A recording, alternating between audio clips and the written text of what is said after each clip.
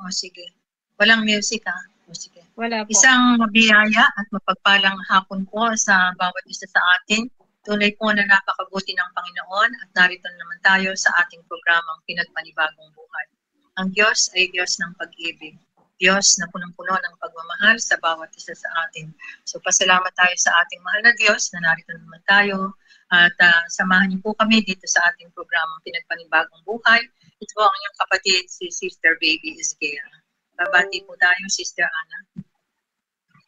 Muli po, isang mabiyaya at mapagpalang hapon po sa inyong lahat na sumusubaybay sa ating programang Pinagpanibagong Buhay. Muli po, iniimbitahan po namin kayo na samahan niyo po kami.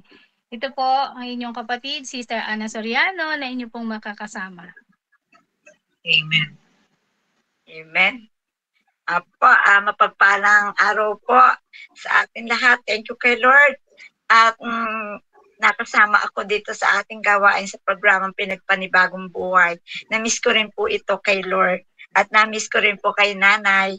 Thank you kay Lord. Sister Tina po ito. Amen. Amen. At kasama po natin ngayon as usual, yun pong talagang anghel na parating pinadadala sa atin ng ating Panginoon para maging bahagi siya ng ating programa at maging daluyan ng walang hanggang pag-ibig at pagmamahal. Let us welcome si Brother Rafi, nababati rin po sa ating lahat. Magandang hapon po, Sister Ana, Sister Tina, Sister Baby, at sila po nang nakikinig sa atin sa apong ito. Napakalaking biyaya na muli akong makasama rito. At tawa po, samahan nyo kami pakikipagkalakit. Sabi nga, let us enjoy Jesus this afternoon. Maraming salamat. At alam natin, sabi nga, the joy of the Lord is our strength. Amen. Kaya ngayon po, bago tayo magpatuloy sa ating programa, alam ko po, nandito yung ating mga taga-subaybay, taga-pakinig, ay pangunahan po tayo sa panalangin ng ating kapatid na Sister Ana. Tayo po ay humihingi po tayo ng gabay at patnubay sa ating Panginoon, sa ngalan ng Ama, ng Anak at ng Diyos Espiritu Santo. Amen. Amen. O Diyos naming mabuti, Diyos na dakila, tunay Panginoon na sa hapong ito ay patuloy mo po kaming binibless at tinatawag po sa paglilingkod sa pamamagitan po ng radio program na ito. Kaya ang hiling at dalangin po namin, Panginoon, ay pakabatsbasan mo po ang bawat isa na iyong gagamitin sa programang ito. Nawa, Panginoon, kung ano po yung nais mo na aming maihayag, kung ano po yung nais mo na masabi po namin, mga salita na mamumutawi sa aming mga labi, ay pawang mga salita na nagmumula sa iyo na magbibigay ng paglalim ng pananampalataya ng bawat isa. Tunay po, kailangan po namin ang gabay ng iyong banal na Espiritu na siyang tutulong sa amin sa hapon na ito na magbibigay sa amin ng knowledge, ng wisdom, o Panginoon, upang kung ano po yung nais mo na mangyari sa hapon ito ay siya pong maganap. Kaya itinataas po namin ang aming mga internet connection, yung aming pong mga wifi, o Lord God, upang kami po ay malinaw, ang mensahe mo po, Panginoon, ay malinaw na makarating sa mga tao na nakikinig po sa amin nasa kanilang tahanan at mga nasa ibang lugar. At sa iyo din po, Mother Mary, humihingi po kami sa iyo ng gabay, ng patnubay, ng panalangin, na samahan mo po kami sa programang ito upang tunay na maluwalhati po namin ang iyong anak na si Jesus. Lahat pong ito ay dalangin namin sa pangalan ni Jesus, kasama ng banal na Espiritu na bubuhay at naghahari ngayon at magpakailanman. Amen. Amen. In the name of the Father, the Son, the Holy Spirit. Amen. Maraming salamat, Sister Ana. Tunay na ang Diyos ay napakabuti. Ang bilis ng araw talaga, ngayon ay unang Sabado ng buwan ng Mayo at tayo ay nandirito, talagang pinagpala ng Diyos. Sa kabila ng mga maraming gampanin, ay narito pa rin tayo, hindi man karapat-dapat, pero pinagiging dapat ng ating mahal na Diyos. At ngayon ay magpumustahan tayo. Medyo hindi ako nasama, Brother Rafi, ng ilang Sabado dito sa ating programa, At na-miss ko rin ang ating programa at itong ating mga kasama. Kukumustahin lang din kita, Brother Rafi, kumusta na po ba ang mga nakaraang mga araw? Ayan, hindi ka rin namin nakasama nung nakaraan, Oo nga po. Mabuti naman po, Sister Baby. Nagkaroon po kasi kami ng outfit sa Apari, kaya hindi po ako nakasama last weekend. Nagbigay po tayo ng recollection dun sa Lyceum of Apari. Napakabuti ng Panginoon kasi pumapayag siya makaabot tayo hanggang apari. Opo. Amen. Kapari hanggang Ayaw talaga, no? Blessing Go po. up to the ends of the earth. Ganun yun eh. Opo. Malaking biyaya po, lalo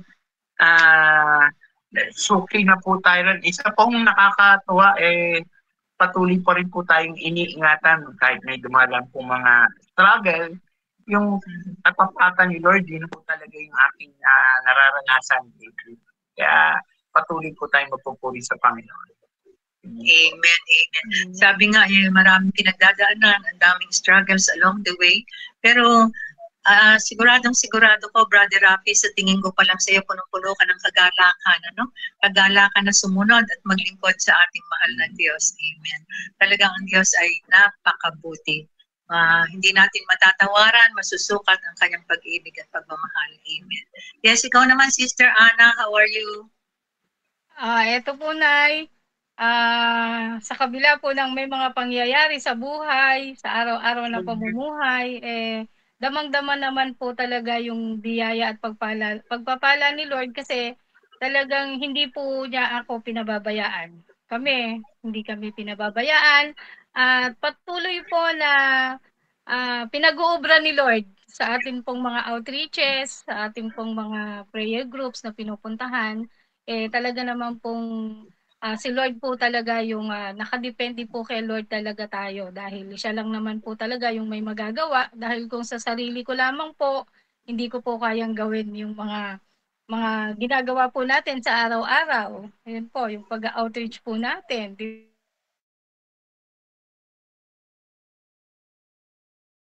Po ba? Minsan malalayo din yung pinupuntahan po natin. Pero nandyan si Lord. Si Lord po yung gumagabay at pumapatnubay sa atin. Talaga naman yung proteksyon na binibigay sa atin ng ating mahal na Diyos. Maya-maya re-request ko na sa maikling pagbabahagi, maibahagi mo rin yung nangyayari at yung naranasan mo ngayong linggo na ito para makita natin at ang ating unawaan ng ating mga tagapakinig na talagang pag tayo ay sa Diyos nakakapit, hindi niya tayo pababayaan.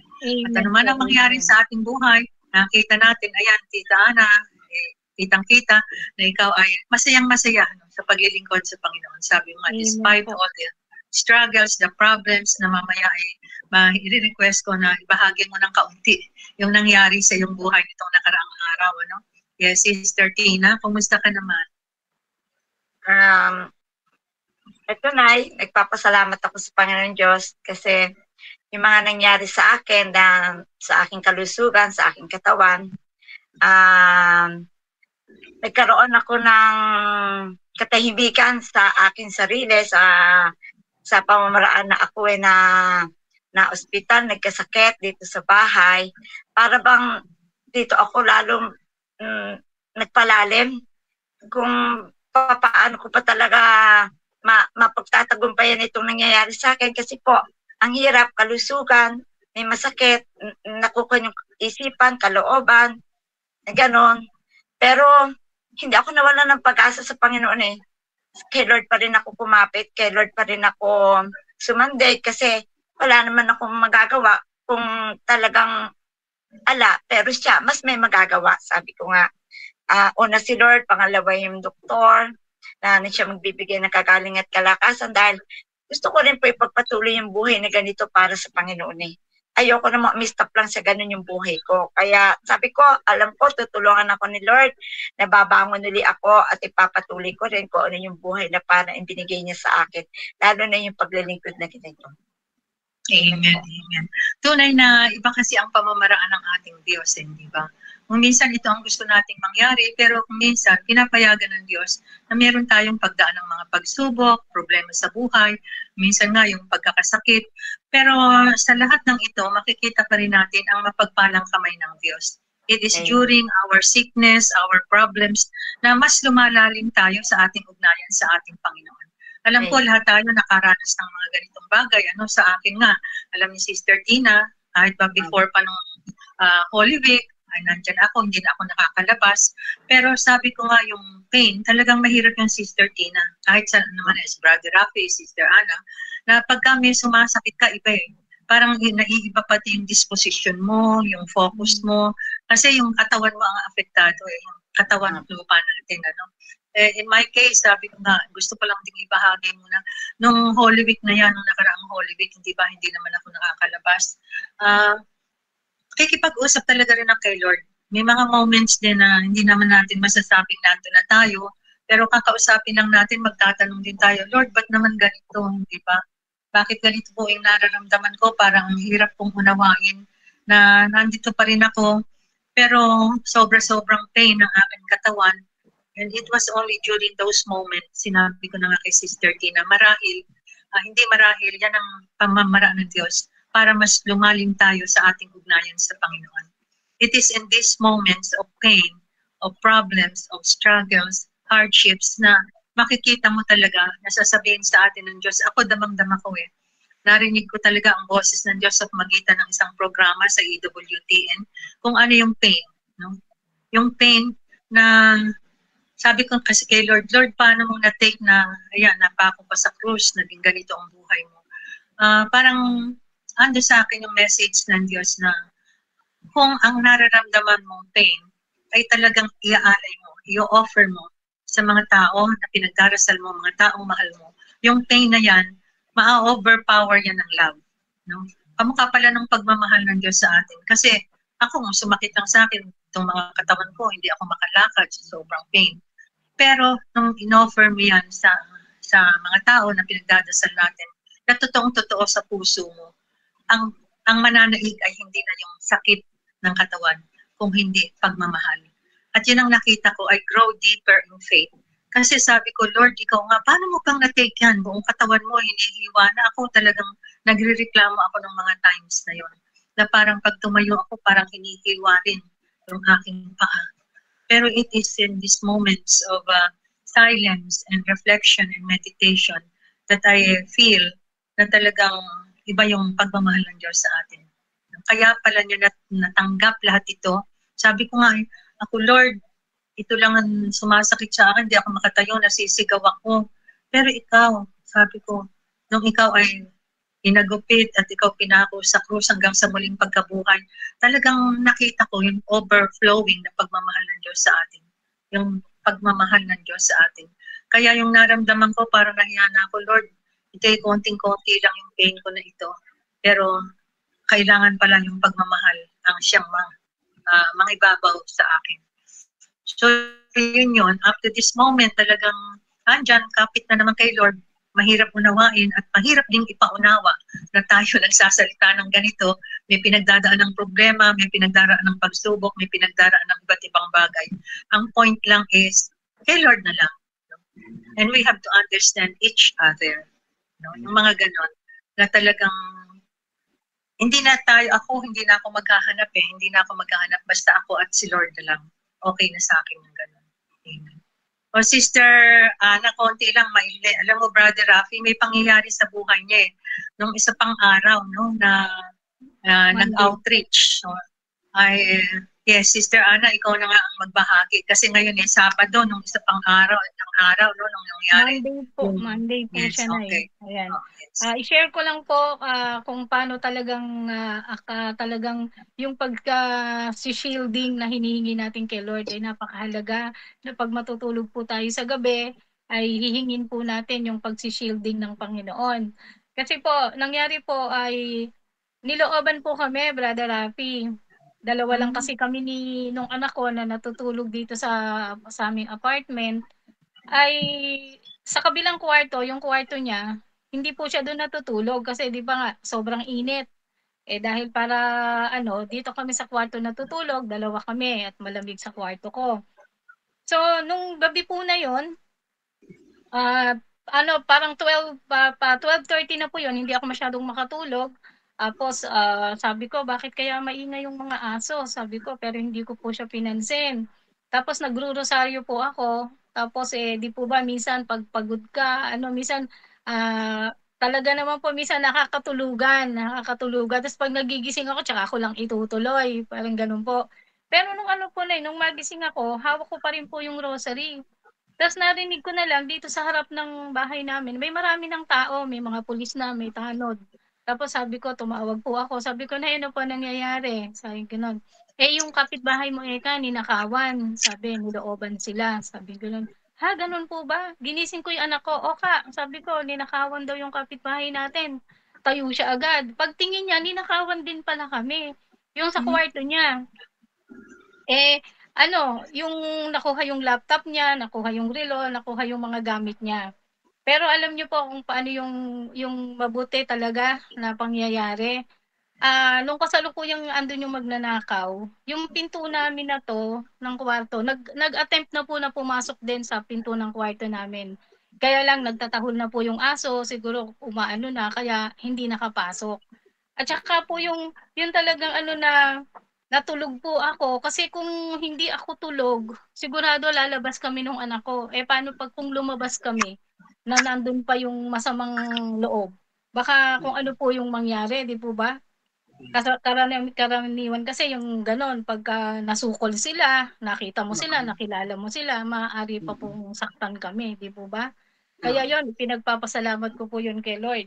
At eto pa po yung isang dapat ipagpasalamat ko rin. Alam niyo po ba, yung sa kabila nakuha po lahat yung dala ng nanakaw na lahat, yung mga relo, mga alahas, natangay po lahat. Yung kay Oka din, nakuha din naman po. Kaya lang nung nakaresponde agad yung mga pulis, nung tiningnan po nila dun sa likod, praise the Lord, yung laptop po, yung backpack, yung mga gamit ni Oka, Naiwan. tinabunan. Tinabunan at ang balak ng magnanakaw ay babalikan. Babalikan. O di po ba, gaano kabuti si Lord? Yung laptop na yun, alam na alam ni Lord na kailangan ng anak ko kasi magtatrabaho siya. Yun po yung gamit niya. Kaya hindi Amen. po pinabayaan ni Lord na may mangyari talaga. Kaya God is good and I praise and Amen. thank God dahil Yes. talagang Palakpakan talagang natin si Lord. kumikilos. Amen. Thank you, Lord. Alam niyo, sabi nga talagang ang Thank you, Diyos Lord.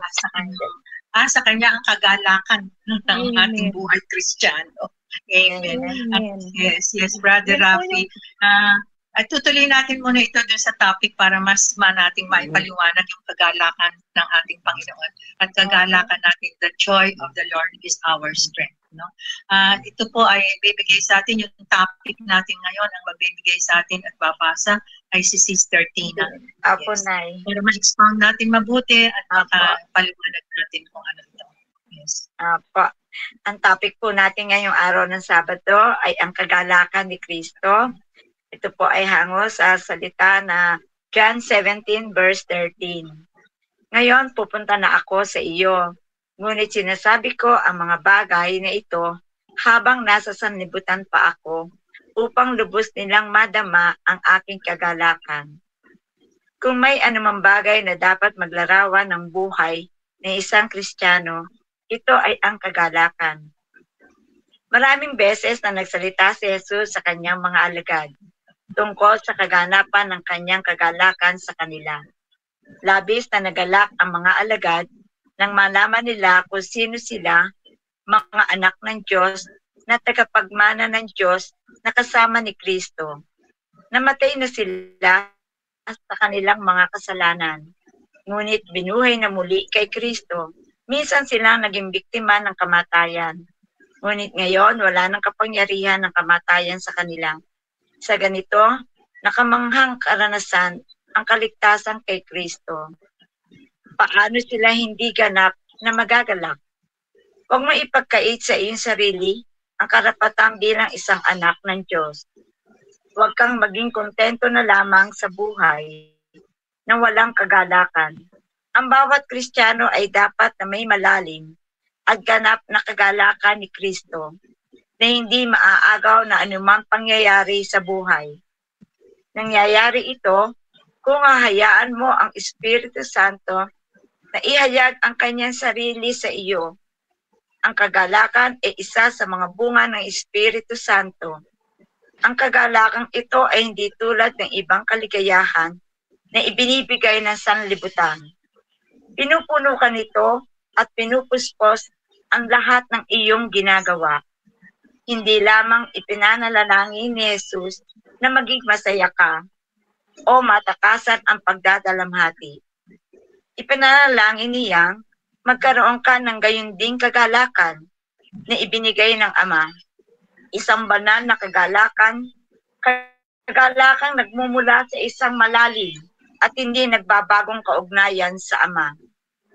Ito ang kagalakang matatag na nakaugat sa isang kaugnayan sa Diyos na hindi mababago o matitinag na anumang pangyayari.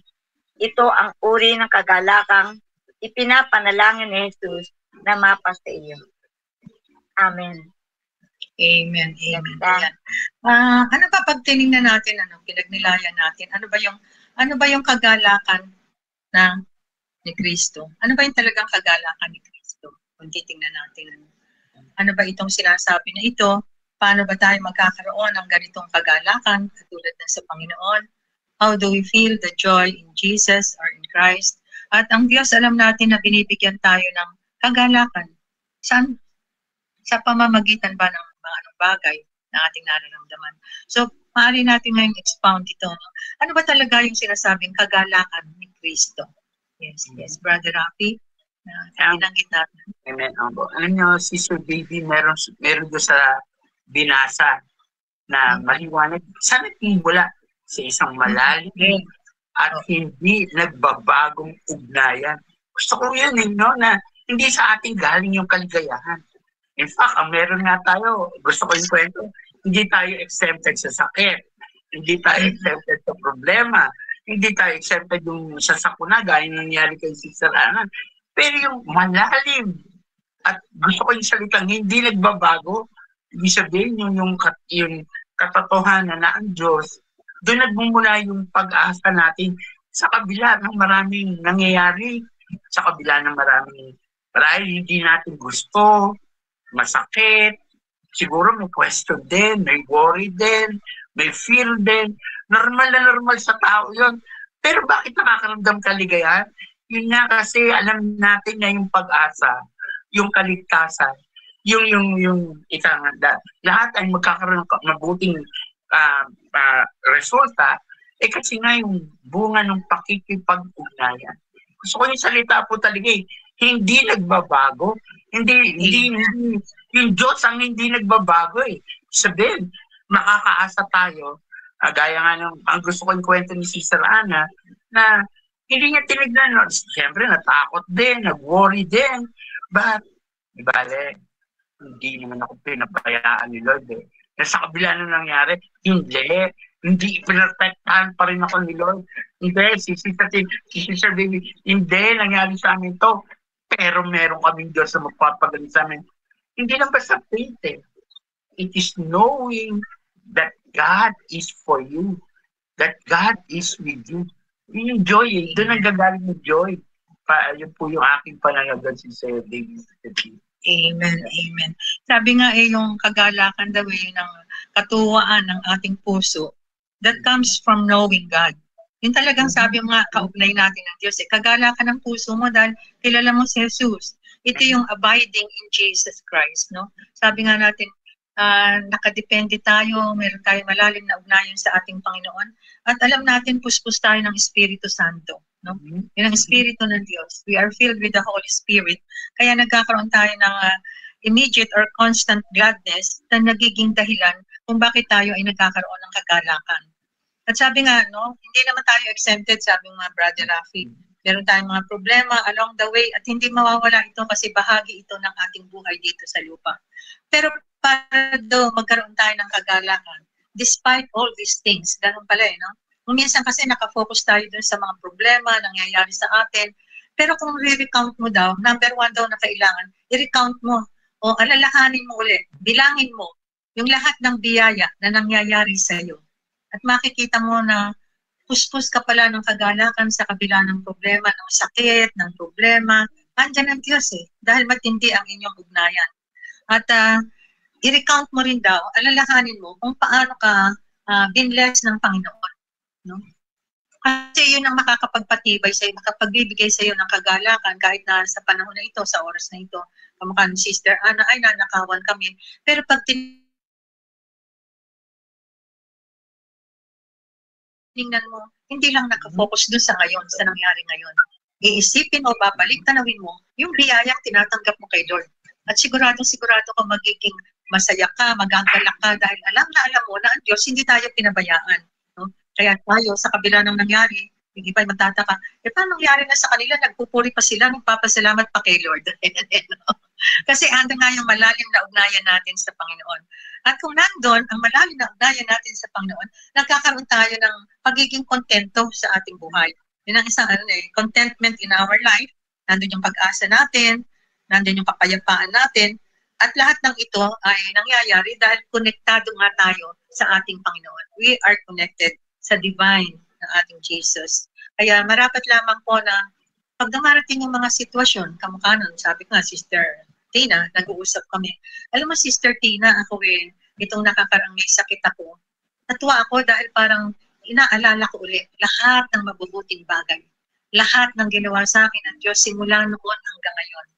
At mas nakita ko yung sarili ko na natutuwa nga ako Imagine, mahirap ipaliwanag sa iba na proclaim natin ngayon. Ako natutuwa kahit ako nakahiga, kahit hindi ako makabangon, kahit hindi ako ganito, makatayo, makakain. Pero bakit nagagala ka pa? Kasi naalala ko yung ginawa sa atin ng Diyos simula nung tayo ay isilang. Sabi nga dahil ang Diyos ay nagbibigay sa atin ng katuwaan. Titingnan lang natin unang-una daw, nung isang nakalagay doon yung alalahanin mo yung paglikha ng Diyos sa santinakpan, sa sanlibutan. At paano rin ako nilikha ng Diyos? No? Kung makikita mo ito, talagang andun yung matibay na ugnayan mo sa ating Panginoong Diyos.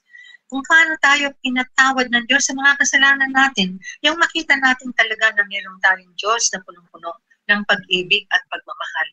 At sigurado ko yung kagalakan mag-uumapaw sa ating mga puso. Yung bang binigyan tayo ng Diyos ng kapatawaran, nandun yung kanyang muling pagkabuhay, ino-offer tayo ng Diyos ng panibagong buhay, at kailangan maunawaan natin at panghawakan daw natin yung mga pangako ng Diyos sa atin, lalo na yung pangako ng muling pagkabuhay. So yun ang ugnayan natin sa Panginoon. Yun ang kagalakan. Sa akin, unang-una, sabi ko, Lord, salamat at ako ay dito, na ako ay inaangkin mo bilang kapamilya mo, na ako ay adopted na sa pamilya mo, kasama niyo ako. So, hindi maipapaliwanag yung kagalakan na nais na ibigay sa atin at ibahagi sa atin ang Panginoon. So marahil ay talagang pagka hindi natin inunawang mabuti, magtataka tayo, bakit sila nanakawan na? Mukhang hindi naman nagtantrums, mukhang hindi naman nagalit, mukhang hindi ganun. Kasi alam mo nagagala ka pa nga. Bakit? Kasi may mga sitwasyon na kung nangyari yun, tapos nandito ako, baka may mangyaring masama sa akin, samantalang ito. Si Lord talaga, yung protection niya, nandyan na. So nagagala ka because God is joyful. Yung joyful, or the joy of the Lord. Yung kagalakan daw, naalala ko yung, Brother Rafi, if you know the song, the joy of the Lord is my strength. At yung sa, yung sinipropeta natin na isa yun, naalala ko, si Nehemias, nasabi niya, do not grieve, because the Spirit of the Lord is upon you. The joy of the Lord is upon you. Kaya hindi daw tayo dapat malungkot sa mga pangyayari ito. Bagos magalak tayo ng lubusan. Yes, Sister Ana. O ano na ngayon ang pakiwari mo, pakiramdam mo ngayon? Yun nga po, di po ba, sa halip na ako talagang matakot, kung ako po siguro hindi nakakapit kay Lord, na hindi talaga ako kay Lord talaga tumatawag at umaasa, baka doon sa pangyayari ngayon, baka hanggang ngayon natatakot pa ako, baka ayokong lumabas. Yes. Baka hindi na ako matulog dito kasi nga yung takot nandun na. Pero talagang yun nga po, yung kagalakan pa rin ni Lord yung ibinigay po sa akin. So yung pangyayari po na yun, sabi nyo nga yung iba baka hindi tayo maintindihan. May nangyari na, nagagalak pa, di po ba? Kasi nagagalak po ako kasi nakita ko po kung paano kumilos ang Diyos sa buhay po namin. Kung paano niya kaming iniligtas. At kung paano po na yung pangyayari na yon ay maging daan din as eye-opener para din po sa mga taong nakapaligid sa atin. Para po sa lahat na nakakapakinig sa atin, na kung halimbawang masyadong relax sila sa kanilang tahanan, yung mga bintana iniiwanang bukas, o yung hindi nag-iingat, maaaring isang daan din po yun na paalala para po sa ating mga kapatid, sa ating kapwa na makakarinig ng story na nanakawan. Pero ang pinakamahalaga po daw na gusto kong bigyan ng diin ay yung talaga pong divine intervention na ginawa ni Lord, na hindi po kami nasaktan, na yun pong ninakaw ay naibalik kasi hindi po nila nakuha, tinabunan. O di po ba, tinabunan. Oh, sino po mag-aakala na iiwanan yung laptop, bagong-bago po yun, kukuha lang po nung anak ko. Hulugan pa nga yun, Nay. Hindi nadala. Hindi po Siguro nadala. marami ng Hindi nadala, naiwan po doon sa bukid. Iiwanan muna dito. Yes, oo. Opo, naiwan po doon sa bukid. Kaya tinabunan. Ang balak po siguro talaga ibabalikan kasi naalarma po sila doon sa mga aso, tsaka yung sa kabila, naalarma din po dahil parang nagising yung nasa kabila. Kaya po nagmadali, iniwan. O, kaya yun po yung talagang ako yung nagpupuri, nagpapasalamat kay Lord. At saka yun pong, totoo po talaga, nagising po ako, hawak ko pa yung rosary ko. Kaya sabi ko, talagang napakabuti mo, Lord. Kasi kung talagang lumabas kami, baka maaring nasaktan pa kami. Kaya yun po ay yung pagkilos ng Diyos, kaya po ako ay galak na galak. At tapos po yung blessing pa po after nun, yung isang kaibigan ng anak ko, isinama po kaming magsimba sa Manawag. O nakapagsimba po kami, libre po lahat, may pakain pa. O di po ba? Di po blessing po yun. At pagkatapos po nun, yung strength po na ibinibigay ni Lord. Kasi pagkatapos po nun ay nakapag-outreach pa po ako ng Aliaga. O 2 prayer group pa po yung napuntahan ko. Di po ba yung joy na galing kay Lord talaga, na siya po yung nagbibigay ng kalakasan at saka yung strength para magawa mo yon. Kasi kung wala si Lord, hindi ko naman po magagawa yung mga bagay na yun. Kaya thank you, Lord. Nakakatuwa nga, asa yung kagalakan. Bakit nasa yung kagalakan? Kasi nga inalala mo yung lahat ng biyaya ng Panginoon, no? Hindi yung present situation mo, yung present circumstance na nangyari sa iyo. Hindi ka nag-focus dun sa nakawang kami, ganito na mangyayari sa amin. Kung hindi nakita mo yung kabutihan ng Diyos sa kabila ng lahat, yun ang ating napakaganda. Sa kabila ng mga pangyayari, hindi lang ninanakawan, yung problema, yung mga ano pang mga pinagdadaanan natin, sakit o kung ano pa man, nakakala natin yung parang imposible. Kaya nakakapagtakay kung maunawaan natin, bakit sila? No? Ganito na yung kanilang buhay. Parang masaya pa rin sila. Parang hindi naman sila nalulungkot, hindi sila na-naapektuhan. At paano mangyayari ito sa atin? Brother Rafi, sa tingin ko, sabi mo kanina, yung kailangan meron tayong malalim na ugnayan, connection to the divine. At sa tingin ko, ang isang paraan para tayo ay magkaroon talaga ng malalim na ugnayan ay magkaroon tayo ng talagang oras, ng pananalangin, pakikipag-ugnay sa Diyos. Amen. That we have to be silent moments of our lives na madinig natin ang Diyos at makita natin kung paano kukilos ang Diyos sa ating buhay. Hindi ba yun ang napakaganda? At tayo ay, sabi nga, ay magpa-practice tayo ng sense of gratitude. Makita natin, ang Diyos, napakabuti. Lahat-lahat, kamukha mo, Sister Ana, nakita mo na, itong Diyos na ito, nagpo-protect sa akin, simula noon hanggang ngayon, at hindi lang ito. Tapos nakita mo sa sitwasyon, hindi ka nakafocus na, nawalan kami, ganito. Ang nakita mo, kung nandun kami, nagising kami, baka may nangyari sa amin, ito ang Diyos na napakabuti. Kaya hindi ka malulungkot, nagkakaroon ng kagalakan ng puso.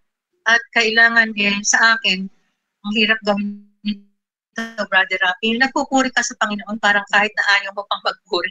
Even if you don't feel or you don't like praising the Lord, there you praise the Lord kasi napakabuti ng Diyos. Napakabuti talaga ng Diyos. At yung kabutihan daw at kagalakan ay nakikita natin sa pagiging tama, yung mga katamaan na nangyayari sa ating buhay.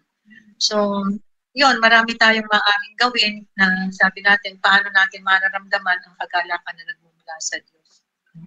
At ang, ano ba daw ang tunay na kagalakan? Yung na sinabi ni Brother Rafi, kung kaisa tayo ng Diyos. Ang sinasabi nila, ang tunay na kagalakan ay yung you delight in your way of life and you delight in what God delights also. Yun talaga, kung ano talaga yung nakakalikod sa Panginoon, doon ka rin dapat. Yes, Sister Tina, ikaw naman po. Sabi mo nga, may sakit, pero hindi ka nagmukmuk Hindi ka nagsabing, dito na lang ako. Baka may naiisip kang hindi maganda, maaaring kinakausap pa rin ng Diyos. Amen. Amen na. Dahil, Opo. yes, kung nakafocus ka kasi doon maaaring maghantay ka pa ng mag-isip ka pa ng, sila, yes. Opo, Nay. Siguro nga, Nay, pinaranas po sa akin ni Lord yun kasi nga, meron din ako dapat na talagang makilala ko din may mga kahinaan din ako eh. Gano'n, natanggapin ko rin yung kahinaan ko na yun, gano'n. At yung malaman ko po, sinabi sa akin ni Lord na iyan pala ang kahinaan mo, di ako naman pinakikita ko naman pinadadaba sa iyo, daan kita, pinalalakas. Sabi gano'n. Kaya sabi ko, Lord, salamat. Sabi ko nga, no, andun ako sa kwarto namin, talang nahihirapan ako. Tapos sabi ko, Lord, sa pakikipag-usap ko sa iyo na to, sabi ko, ikaw ang tunay kung talagang ikaw magbibigay ng kagamutan, kalakasan sa akin. At lalabas ka ako dito sa kwarto na ito, nangingiti na ako. Sabi ko, na ano man itong nararamdaman ko, alam kong bibigyan mo ko ng kagaanan. Kaya nga po ni isang araw, nang natapos na yung Holy Week na yan, kaya naramdaman ko rin po talaga na, ang Panginoon Diyos talaga tinugon niya yung panalangin ko na, sabi ko nga, Lord, ito yung puso ko. Talagang nakipag-usap ako sa kanya. Sabi ko, hindi ako pwedeng hihinto lang ako dito. Sabi ko gano'n. Dahil sabi ko talagang gusto ko na madama ka. Yung parang gusto ni Lord, damahin ko siya talaga. Na sa kanya ko ibigay talaga. Kaya nga po, nung lumabas ako sa kwarto, sabi ko nga sa mga anak ko, Mami, okay ka na? Oo, okay na ako. Sabi ko, nakakakain na ako na ganito, masaya na ako. Kaya nga sa bawat araw na nandito ako, hindi na ako nalulungkot, hindi na ako nakukuhan, kasi alam ko ang Diyos nandito eh. At saka bawat araw, napagtatagumpayan, dahil alam ko kasama si Lord. Kaya sabi ko, Lord, salamat. Sapagkat ito yung magbibigay ng kalakasan pa sa akin. Sabi ko. Yes, natutuwa ako, Sister Tina, ang kailangan lang naman natin with all humility, we accept also our own weaknesses. Na talagang ito yung kahinaan ko, na kailangan, siguro sabi nga, sa lahat daw ng opportunity sa ating buhay, yung nangyayari sa ating buhay, circumstances in our life, it is an opportunity. Ito yung pagkakataon para tayo ay lumago. No? Para tayo ay magkaroon ng reflection, lumago, mabago tayo sa ating mga kahinaan, for us to mature also, to mature in faith, na ang nangyayari sa atin ay maging daan para tayo ay lumago. Mag-mature tayo, at sabi nga, ma-develop yung ating karakter, kung yung sino tayo, at magkaroon tayo ng pagbabago. Sa tingin ko, yun ang nais ng ating Panginoon eh. Siyempre, lahat tayo, ako nung araw pag ako may sakit parang naghahantay ako ng lahat ng, nalulungkot naman ako, nakalimutan na yata nila ako, hindi man nila ako napuntahan. Pero ngayon, it's not that. Kasi yun ang kahinaan ko dati. No? Pero ngayon, hindi I just believe in faith na, Lord, ikaw ang kasama ko hindi ba? Ikaw ang kasama ko, okay na ako. Kasi ito yung kahinaan ko ngayon parang, tumitingin pa ako, naalala ba nila ako, nadalaw ba nila ako, parang hindi na yun ngayon. Mas you grow, lumalago ka ngayon. No? Lumalago ka, nag-grow ka, nagmamature tayo sa ating spiritual life. No? Yan ang pinakamaganda nun. Nadidevelop at nababago kung ano yung kahinaan natin sa ating buhay. At yun ang pinakamaganda na mangyayari sa atin. Di ba, Brother Rafi? Alam ko i-share siya dyan. Meron po kasi akong binasa na verse Yung sinabi niyo po kanina na manatili at yung magkaroon ng pagbago. Sabi ni Lord doon sa John 15 if you keep my commands and remain in my love, sumunod, lumago, at manatili. Sinabi ko ito sa inyo so that my joy may be in you and that your joy may be complete. Amen. Ako nag-discuss. Sabi ko, naalala ko, may ganun sa active words Yung kinikwento ni si Sarah, kinikwento ni si Chuck, kinikwento ni si Sir David. May active words din Paglago is to follow Jesus. Tapos, remain in His love. Yung sinabi na pala niya yung sekreto. Gusto mo magkaroon ng joy? Ito yung sekreto. Nandito. Remain in Si David sa another book, sabi niya rin, consider it pure joy when you face trials. Sabi ko, magulat ako doon when you face trials. Consider it pure joy. Bakit daw pure joy? Kasi it produces perseverance, it produces faith. And then sa dulo nun, because perseverance produces a life that is lacking in nothing, and you experience being complete. Complete na naman yung sinasabi niya. Sabi niya, it's about being complete. Hindi complete sa binibigay ng mundo. Complete because you have Jesus in your life. Maganda po yung binagit nyo kanina, Sister Baby, salita. Contento. Contentment. Yes, contentment. I may not have anything. Meron na akong sakit, meron akong problema. But I have Jesus. Therefore, I am complete. Yes, Therefore, yes. I am grateful. Nangyayari naman kasi talaga yan eh. No? So, sa ating pag-iisa, minsan, alam ko lahat halos ng may sakit, ganun ang nangyayari. Dumadaan ka sa proseso na parang, ay nako, nakalimutan ata ako ng kasama ko, yung sinasabi ni Brother Rafi na, if you are there already and mature already in faith, hindi ka na masyadong maghahanap, hindi ka na masyadong affected ng mga ganito, kasi alam mo, si Lord na yung kasama mo. No? Sinasabi nga sa atin na, it empowers us, no, yung nangyayari sa atin, mga struggles natin, to step in faith, no? Magkaroon tayo ng paglilingkod sa ating kapwa selflessly. Talagang walang iniintay na kapalit. Naglilingkod tayo dahil gusto natin. Dahil ang Diyos ang ating pinaglilingkuran, no? So this time is yung time ng sickness, alam niyo yung mga problema, yun ang time na dapat tayo nagre-reflect na mabuti. Kasi doon natin makikita ng matindi ang ating sarili. At ito yung isang pagkakataon, sabi ko nga kanina, na ina-allow ni Lord that everything that happens in our life is an opportunity, take note, oportunidad para tayo ay lumago. Oportunidad para makita natin ano pa yung dapat kong baguhin sa sarili ko. At pag nakuha mo na ito, magkakaroon ka ng contentment. Kaya ano ka na, ano ba yung payapa ka na, may contentment ka na sa buhay mo, kahit ikaw nag-iisa dyan, isipin mo si Lord ang kasama mo. Gano'n eh, no? At you will really grow in faith dahil dito, makikinig ka sa Panginoon eh. Madidinig mo yung boses ng Panginoon eh. Kasi pagka hindi, alam nyo, ang dami-dami pa rin natin talagang mga iintindihin. Sabi nga, but we delight in ourselves, we delight in what God is sa kanyang buhay na pinamahala sa atin at pinakita ng Diyos sa atin. So, yung ating, sabi nga nun, pangyayari sa ating buhay, nagbibigay ito ng fullness, tanggapin natin yung mga provisions ng Diyos. Makita natin ano ba talaga, ang Sister Ana, yung sinabi mo, ay kasi si Lord naman eh, alam na natin eh. Pag hinimay natin to, makikita natin sa isang malawak na pananaw. No, ang macro level, makikita natin ang lawak-lawak. Hindi lang ito na micro, kundi makikita mo sa isang malawak na sitwasyon. Sa atin ngayon, ako natutuwa, no? Pagka tayo may mga karamdaman, di ba? Meron tayong intercessory, Brother Rafi, doon ako natutuwa, no? Please pray for us. Please pray for us. Please pray for us. That is enough for us. No? Sabi ko nga, sa community natin. Alam mo, yung community, malawak yan eh. No? Ang dami nating problema. Kaya lang, hindi naman natin mapupuntahan siguro lahat ng may problema, lahat ng may ganito, hindi natin mapupuntahan. But prayer is sufficient enough. Kaya yun ang dapat na isabuhay natin, isa puso natin. That we have to grow in faith. This is a time to mature in faith. Kasi hindi pa masyado tayong mature, may inaasahan pa, may inaantay pa. Yun ang nais ng ating Panginoon. At pang nangyari iyon, sigurado ko, kontento na tayo sa ating buhay. Ano man ang mangyari, magugulat ang iba. Sasabihin ko, ay, ang Diyos, mahal na mahal tayo. Eh, Sister Baby, bakit hindi ka makalakad? Nakatungkod ka na ngayon. Naka-walker ka pa. Eh, bakit sinasabi mo, nagagala ka pa ba? Yes, yes. I am happy.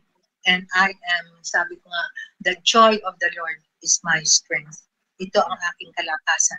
Kasi ito ang kagalakan na pinakita at ibinahagi sa ating. Okay. Amen. Yes, Brother Rafi, alam ko meron I could sense na merong idadalo na salita si Lord. Kasi meron po kayong dinudiinan na yung kaagaw ng kaligayahan, malaking nagnanakaw ng kaligayahan natin. Self-pity. Yung binabagit na kayo, pag natuto kang maawa sa yung wala ka, hindi na ako dinagalaw, ganun. Pag nagsimula yung self-pity, wala. Hindi happy. Oo. Kami na ganun. Kasi makikita mo kahawawa ka eh. Hindi. Nag-iisa ka. Hindi ka nag-iisa. Kasama mo sila, yun yung sinasabi nito nanay. Hindi ko sinasabi, hindi ka masasaktan ka, pero ang pinakamalaking kalaban talaga ng kaligayahan. Kanina po din ito, pumapasok sa isip ko, o nga no, talaga namang self-pity lang eh. Matuto kong maawa sa sarili mo, ay nilalakawan mo yung sarili mo ng kaligayahan. We're talking about the joy of God eh. Thank you po, At nangyayari naman talaga yan eh. Ako sinasabi ko sa kanila, hindi naman tayo umabot sa level na ito. Actually, paminsan-minsan, dumarating pa rin talaga yun eh. Especially when you are alone, gusto mo nang sumaya ka. Ako nung araw, hindi ako nahihiyang sinashare ko ito, Brother Rafi, and I want to share it now. Sabi ko nga noon eh, yung mga anak ko, ayan, Sister Tina, ayan, I have to share it to you. Sasabihin ng anak ko, asan yung mga pinaglilingkuran mo? Asan yung mga kasama mo dati? O bakit ngayon hindi ka manadalaw, hindi ka manaalala?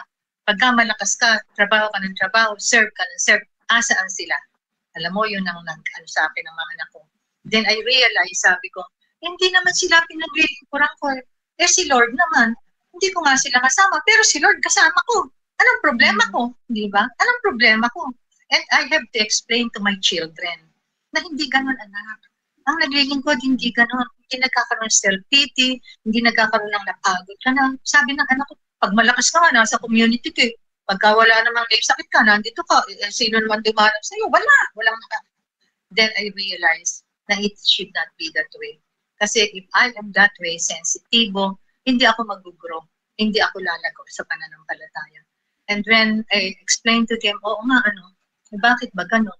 Eh si Lord naman, wala nga sila. Kahit ako mag-isa ngayon, araw-araw mag-isa lang ako. Kahit isang buwan ako, mag-isa ako. May mga angels, pinapadala si Lord. Alam mo ba yan, Brother Rafi? Andiyan, Angel Tina, Angel Luz, Angel Allen, angel sila lahat. Kaya ako natutuwa. No? And I realized na, kamukha na, alam niyo ba si Sister Baby Cabrera, hindi ba na hospital din? O si mga ganito. Sabi ko, hindi ko kayo madadalaw at hindi kayo madadalaw ng iba nating mga kasama. We have to understand also their situation. Maaring sila, hindi pwede sabihin, busy, pwede ba naman busy lang sila? Hindi ganun eh. We have to understand. Kailangan unawain ng bawat isa. And now, kahit ako mag-isa, alam naman na Sister Tina, kung hindi nila ako puntahan, I'm happy. Talagang totoo. Talagang totoo. Because God is with me. I have a personal relationship, deep personal relationship. And I see everything in the eyes of faith. Ayan, Brother Rafi. You see everything in the eyes of faith, that everything will turn out right because Jesus is with us. Amen. Ako, maraming salamat. Amen. Wala rin tayong music kayo kasi Brother Jeff, sabi nga, may maraming ginagawa. Graduation po kasi nila ngayon ay. Okay. Kaya may inaasikaso pa rin po siyang iba. Yes, alam nyo, maraming trabaho talaga yan. So ituloy na kaya natin muna bago tayo umano. Ituloy na natin sa, sabi nga natin, babahagi ng buhay ng mga santo. Para makita naman natin itong ating santo, nakakatuwa yung dalawa nating santo na nagdiriwang ng kanilang ngayon, fiesta, ngayong araw ng Sabado, ngayong September 3, babasahin ito at babahagi sa atin. Yes, May 3, November 3. May 3, Sabado. Yes, okay. Ayan. Ngayong araw ng Sabado, sino ba yung ating mga santo? Yes, Sister. Ang atin pong Saint of the Day, May 3, si San Felipe. Si San Felipe or si Saint Philip. Ayan. Although wala pong masyadong maraming naisulat tungkol sa mga achievements o mga maraming nagawa na nitong ating santo na to na si San Felipe, maliban sa dun sa siya yung nagsabi sa ating Panginoon nung mga panahon na yung pagpapakain ng maraming tao, di po ba? Yung nakita ni Felipe, kasi si Felipe yung nagbo-worry kasi ang dami-dami nga namang tao. Sabi niya, Lord, sabi niya, Panginoon, kahit kanya halagang 200 denaryong halaga ng tinapay, ang ating bibilin ay hindi po sasapat para sa mga tao na yan. Ayun, siya po yung mga sinabi ni San Felipe nung kasama pa po niya ang ating Panginoon na siya nga po ay isa sa disipulo. At maliban po doon ay siya din po yung naghikayat sa kanyang kapatid na si Nathaniel na sumama din na makasama, opo, at makasama nila sa paglilingkod. Ayan, at isa pa po, siya din po yung nagsabi sa ating Panginoon na ang sabi niya ay nung sila ay nasa huling hapunan. Ang sabi niya, Panginoon, ipakita mo nga sa amin ang Ama. Sabi niya ganon. At sinagot nga siya ng Panginoon, ang sabi niya, ano ba naman kayo? Sabi niya, matagal niyo na akong kasama. Sabi niya, hinahanap niyo pa ang Ama. Sabi niya, ang Ama ay sumasa akin at ako ay sumasa kanya. Ayun ang isinagot sa kanya ng ating Panginoong Jesus. At yun nga, maliban po doon, ito pong si San Felipe ay siya po ay nagpi-preach naman po siya. Nakapag-preach po siya sa Greece, sa Asia, at isang martir na siya po ay disipulo ni Saint John the Baptist. Siya po yung unang mga nakasama niya, Saint John the Baptist. At maliban nga po doon, siya po ay mahiyain, siya po ay isang praktikal na tao. At kung paano po siyang namatay, siya po ay namatay, siya po yung ipinako sa krus ng patiwarek. Pinakabitin po sa krus ng patiwarek. Yun po yung hindi, siya po yung nakatali po pala. Stone to death habang siya ay nakatali sa krus. Ayan po. At siya po ay sa lahat ng mga paghihirap na kanyang naranasan ay nanatili pa rin po ang kanyang ang mithiin niya na talagang makapaglingkod, magsakripisyo at talagang pinanghawakan po niya yung kanyang pananampalataya at talagang naglingkod po sa ating Panginoon. Ayan po, tulad po ng ibang mga santo, namatay po silang martir dahil sa pagsasakripisyo, dahil sa pagsunod, dahil hindi po talaga nila binitawan yung kanilang pananampalataya, anong sakit man po yung kanilang naranasan. Ayan, yun po si Saint Philip o si San Felipe. At ang isa pa po nating santo ay si Santiago. Si Santiago po ay siya po ay si Saint James. Ayan, si Saint James, siya po yung isa sa 12 apostol. At si Saint James po ang siyang unang nagkaroon ng pangitain. Yung pangitain niya na hoping na alam niya na talagang after 3 days ay mabubuhay na magmuli ang ating Panginoon. Kaya doon sa mga araw na yon, talaga pong nag-fasting siya. Talaga pong hindi siya kumain at hinintay niya po talaga yung pagbabalik ng ating Panginoon. Yun po yung talagang anong ginawa po ni Saint James. At alam niyo po na nung muli nga pong nabuhay ang Panginoon, ayun, kagalakan yung ibinigay sa kanya ni Lord kasi alam ni Lord na nag-fasting siya eh. Hindi siya kumain hanggat hindi nabubuhay na magmuli ang Panginoon. Kaya nung nabuhay ang Panginoon, si Lord mismo yung naghanda ng pagkain para po kay Saint James, para po kay Santiago. Yun po yung naging sa kanya ni Lord. Talagang nakakagalak naman po, di po ba? O si Lord pa yung naghanda ng pagkain niya. At si Saint James po, siya din po ay isa din po siyang isang obispo mula sa Jerusalem. At kung paano naman po siya pinahirapan, kung paano po siya pinatay, bago po muna yung paano siya nahirapan, kung paano naman po yung paglilingkod na ginawa niya. Ito po talagang si Santiago ay talaga pong napakamadasalin. At siya po pag nagdadasal talagang nakaluhod. Mas maraming oras po siyang ini-spend sa pagluhod para po sa pananalangin, para po sa mga mahihirap, para po sa mga tao na nangangailangan ng tulong, talagang lagi po siya lang nagdarasal.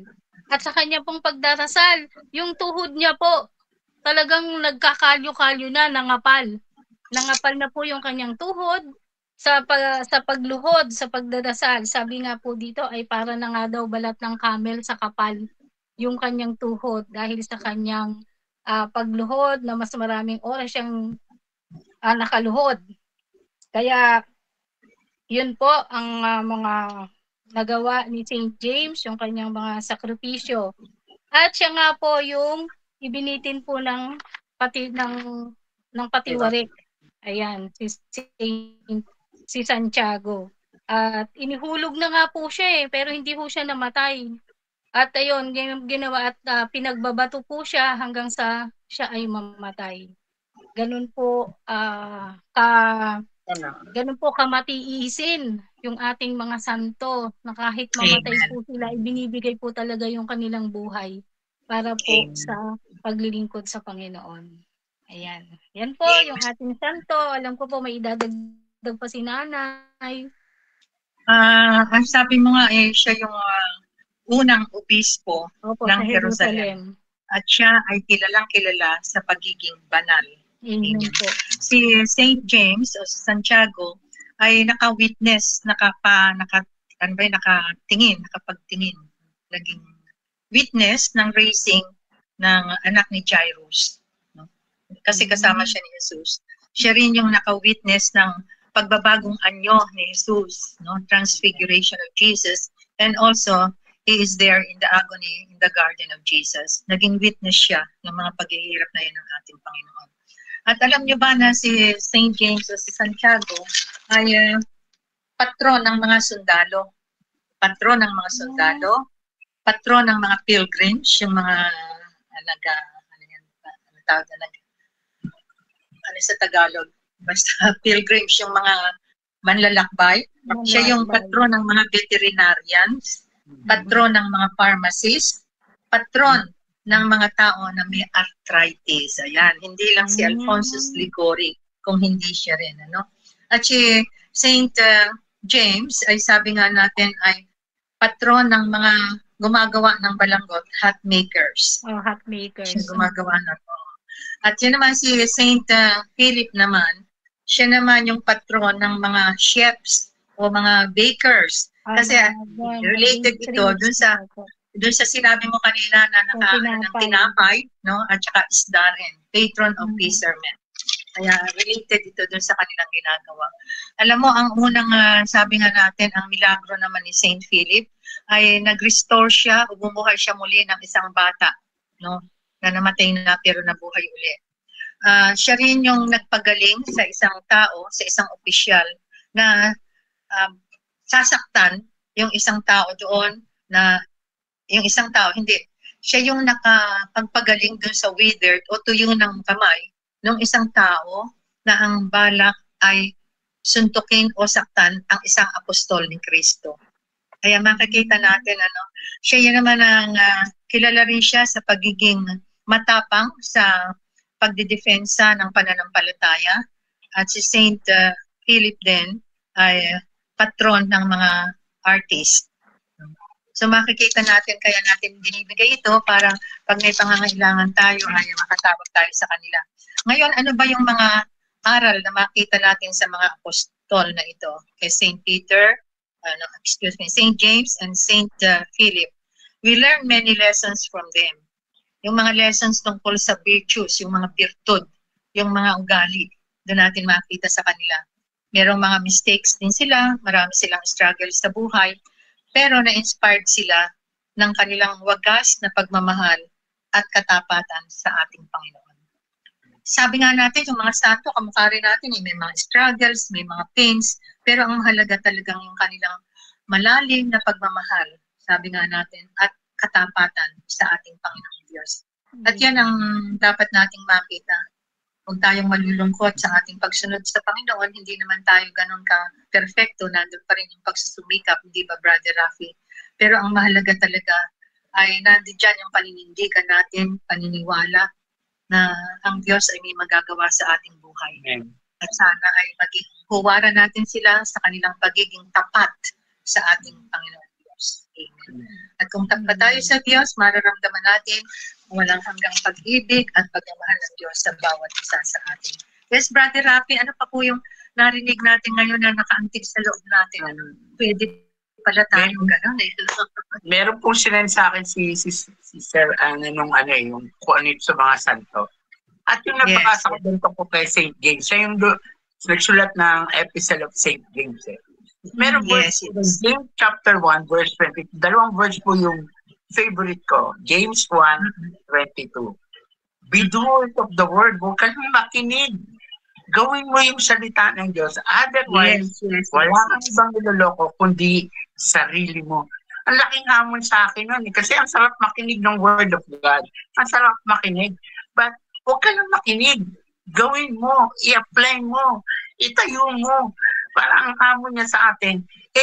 Nakinig mo? Gawin mo agad. Huwag mo lang pagpabukas. Huwag mo maya-maya. Gawin mo agad. Kaya, number 1 po, yun yung maganda, number 1 na hamon sa akin. Second po, nandun po sa sinend ni Sister Ana, James 1:26. James 1:26. Anong sabi ron? Kung naniniwala kang ikaw ay religyoso, ngunit hindi mo kayang pigilan ang lumalabas sa bibig mo, baliwala ang iyong pagiging religyoso. Tapos diniinan niya po yung taming datang sa susunod na mga chapter ng James. Gusto ko yan pa. Actually, pag sinishare ko yan, kung naniniwala kang taga-love flock ka, tapos hindi mo kayang pigilin yung bibig mo, sayang ang pagla-love flock mo. Parang gano'n ka din sa akin. Sayang. Yung masakit kang magsalita, naninira ka. Sabi ko, ito si St. James, na nakinig ako kay Sister Ana ngayon. Mahilig magdasal, yung kanya pala, ang kanyang taming datang, bunga ng isang buhay panalangin. No? Kasi from the abundance of the heart, ang bibig natin ay sasalita. Kaya pala, ang lakas ng loob niya na sabihin, itay mo yung tang mo. Kasi parang apo yan, nakakalat, or parang latigo yan. Ginagamit yan sa isa. Kasi sinasabi niya, bunga pala yun ang panalangin. And kung tayo po na nakikinig dito, kasama po ako, kung napupuna kung may struggle ako about the way I speak to other people, lalo na pag wala sila, how do I speak about them? Sinabi ni Sister Ana Secreto, magdasal ka because a prayerful life claims the tongue. Thank you po nga. Maganda po yung kasi naalala ko kay Sister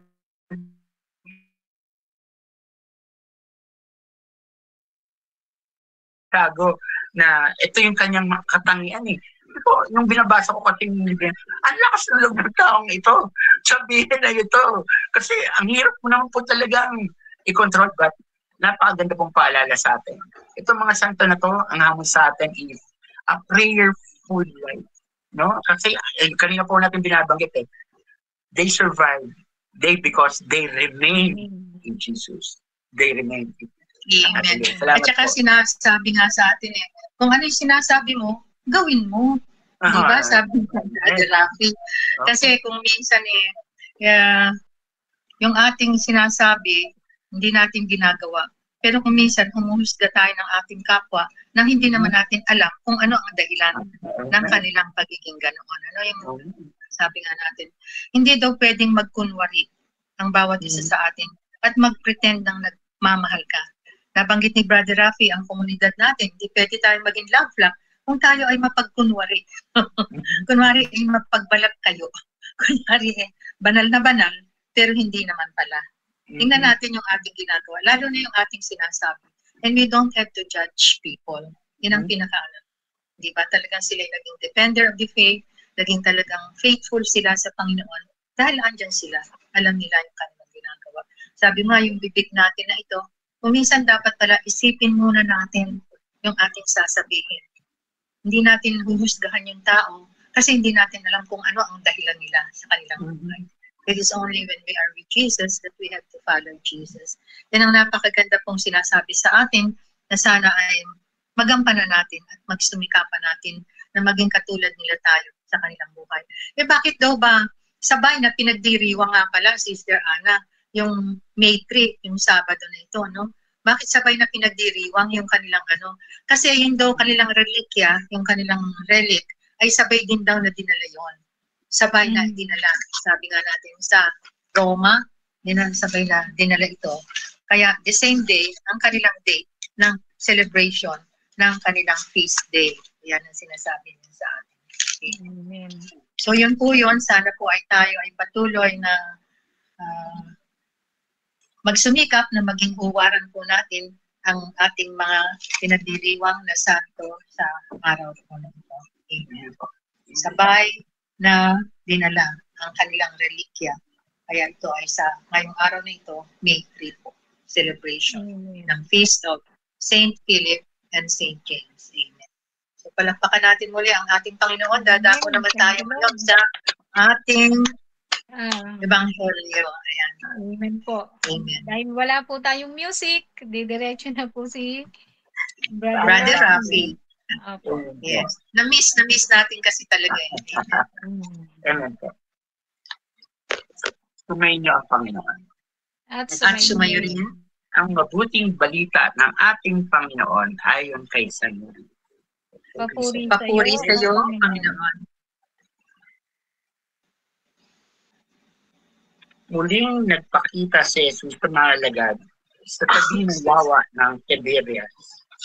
Ganito ang pangyayari. Magkakasama sina Simon Pedro, Tomas na tinaguri ang kambal, Nathaniel na taga Cana, Galilea, ang mga anak ni Zebedeo at dalawa pang alagad. Sinabi sa kanila ni Simon Pedro, mangingisda ako. Sasama kami, ginta nila. Umalis sila at lumulan sa bangka. Subalit walang nahuli ng gabi yun. Nang magbubukang liwayway na, tumayo si Jesus sa pampang. Subalit hindi siya nakilala ng mga alagad. Sinabi niya, mga anak, mayroon ba kayong huli? Wala po, tugon nila. Ihulog ninyo ang lambat sa gawing kanan ng bangka at makahuhuli kayo. Sabi ni Jesus, inihulog na nila ang lambat at hindi nila ito mahila sa dami ng huli. Sinabi kay Pedro ng alagad na minamahal ni Jesus, ang Panginoon yun. Nang marinig ito ni Simon Pedro, siya ay nagsuot ng damit at pagkatubad siya at tumalon sa tubig. Ang kasama niyang mga alagad ay sumapit sa pampang sakay ng munting bangka. Hila-hila ang lambat na puno ng isda. Hindi sila ganong kalayuan sa pampang, mga 70 metro lamang. Pag-ahon nila sa pampang ay nakakita sila roon ng mga baga na may isdang nakaihaw at ilang tinapay. Magdala kayo dito ng ilang isdang nahuli ninyo, sabi ni Jesus. Kaya sumampa sa bangka si Simon Pedro at inila sa pampang ang lambat na puno ng malalaking isda. 153 lahat.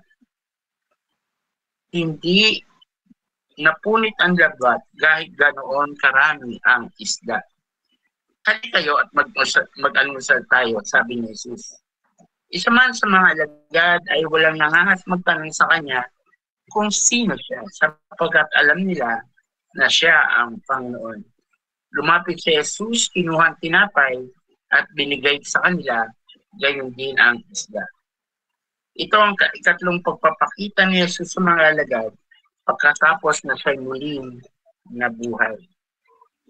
Pagkakain nila, tinanong ni Jesus si Simon Pedro, Simon, anak ni Juan, iniibig mo ba ako ng higit kaysa mga ito? Opo, Panginoon. Nalalaman yung iniibig ko kayo. Sabi niya. Sinabi sa kanya ni Jesus, pakainin mo ang aking mga batang tupa. Muli siyang tinanong ni Jesus, Simon, anak ni Juan, iniibig mo ba ako? Opo, Panginoon, tugon ni Pedro. Nalalaman yung iniibig ko kayo. Ani Jesus, pangalagaan mo ang aking mga tupa.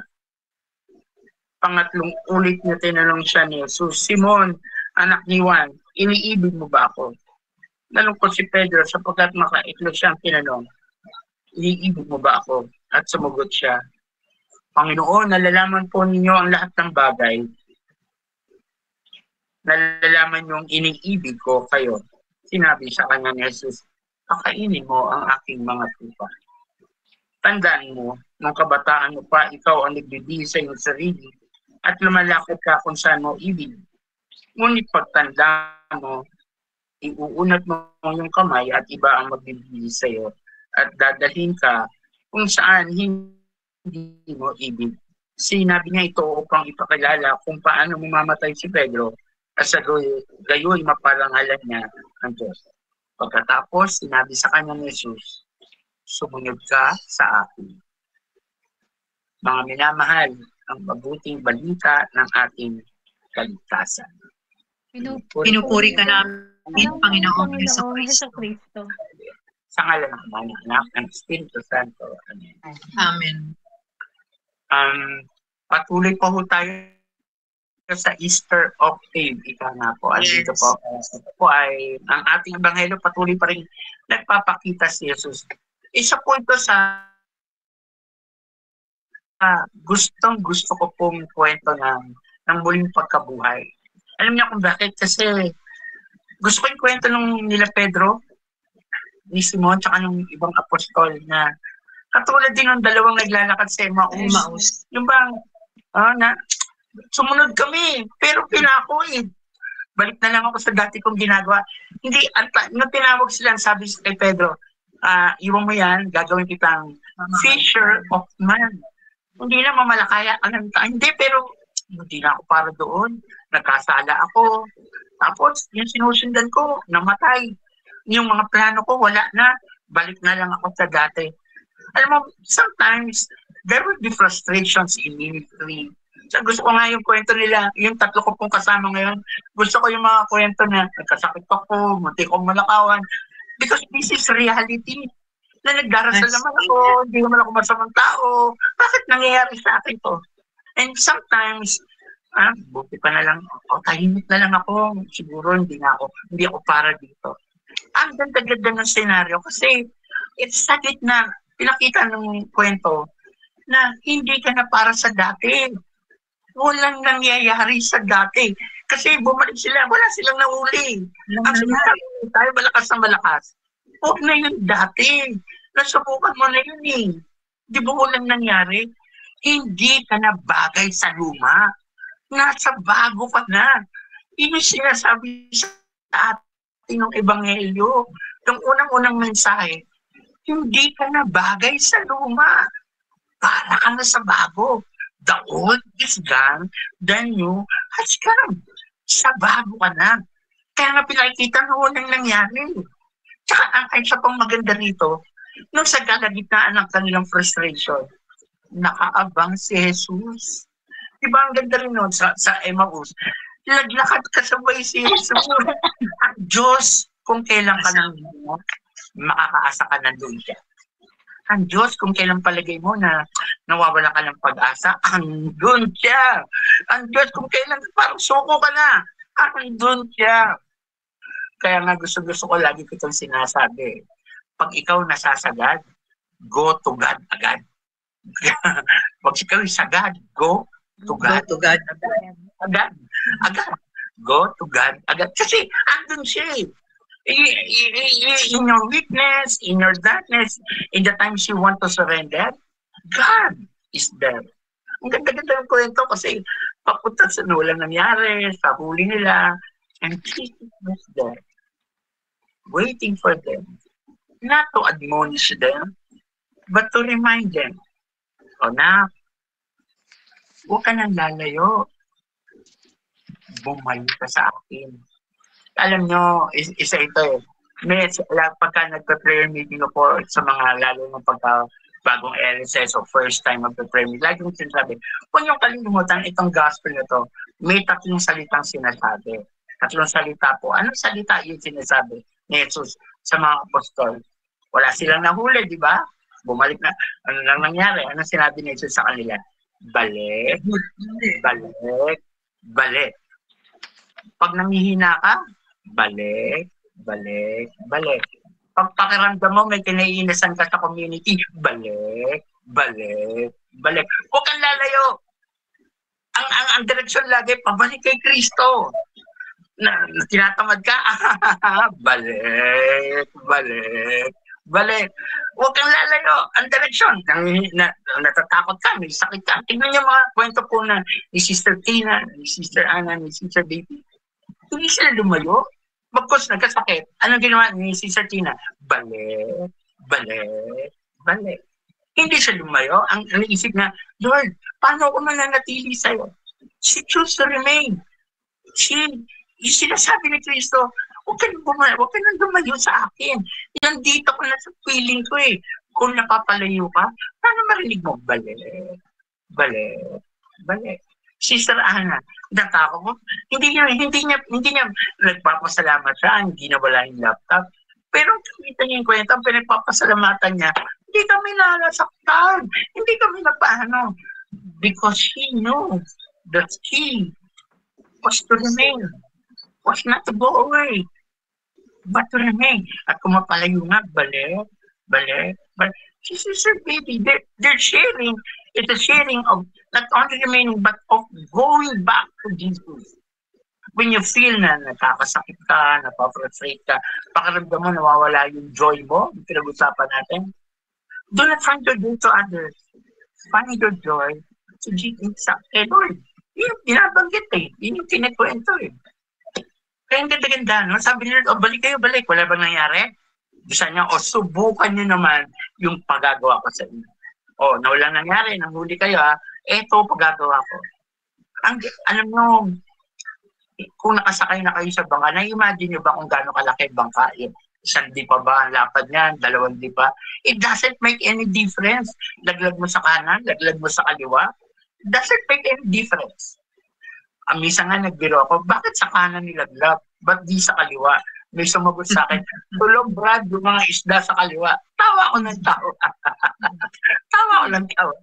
Hindi ko na tinanong ulit. Baka sa susunod ko tanong. Pero, anong difference? Obedience. Yes. Obedience. Sometimes we are waiting for a breakthrough. We're waiting for a miracle. We're waiting for healing. We're waiting for blessings. But the key is obedience. Kanina sinabi, di ba? If you follow my commands and remain in my love, your joy will be complete. You want your joy to be complete? Obedience. Because obedience allows God to create miracles in your life. Obedience allows God to create opportunities for you to be contented, to be joyful, to be peaceful, to experience His love, to experience His mercy. Obedience allows us to experience the presence of God. Kaya isipin mo, di ba? Tuwa silang, di ba, pagka balik na at tingnan niyo po yung, hindi ako marunong ng isda, pero narinig ko to sa reflection ng iba. 100 meters lang sa Pampang, umaga pa, hindi ka makakaasa makakahuli ng malalaking isda. Pero sila nakahuli because of 150 checkpoints. Sinabi ni Jesus, specific. Kanan mo ihulog ha. Huwag sa kaliwa. Kanan. Isa pang gusto kong diin na minsan, may sinabi na si Lord sa atin, ito gawin mo, you want this? Ito gawin mo. Then after a while, Lord, ano gusto mong pagawa ko? Hindi tayo bibigyan ni Lord ng bagong instruction. Unless we obey yung una niyang instruction.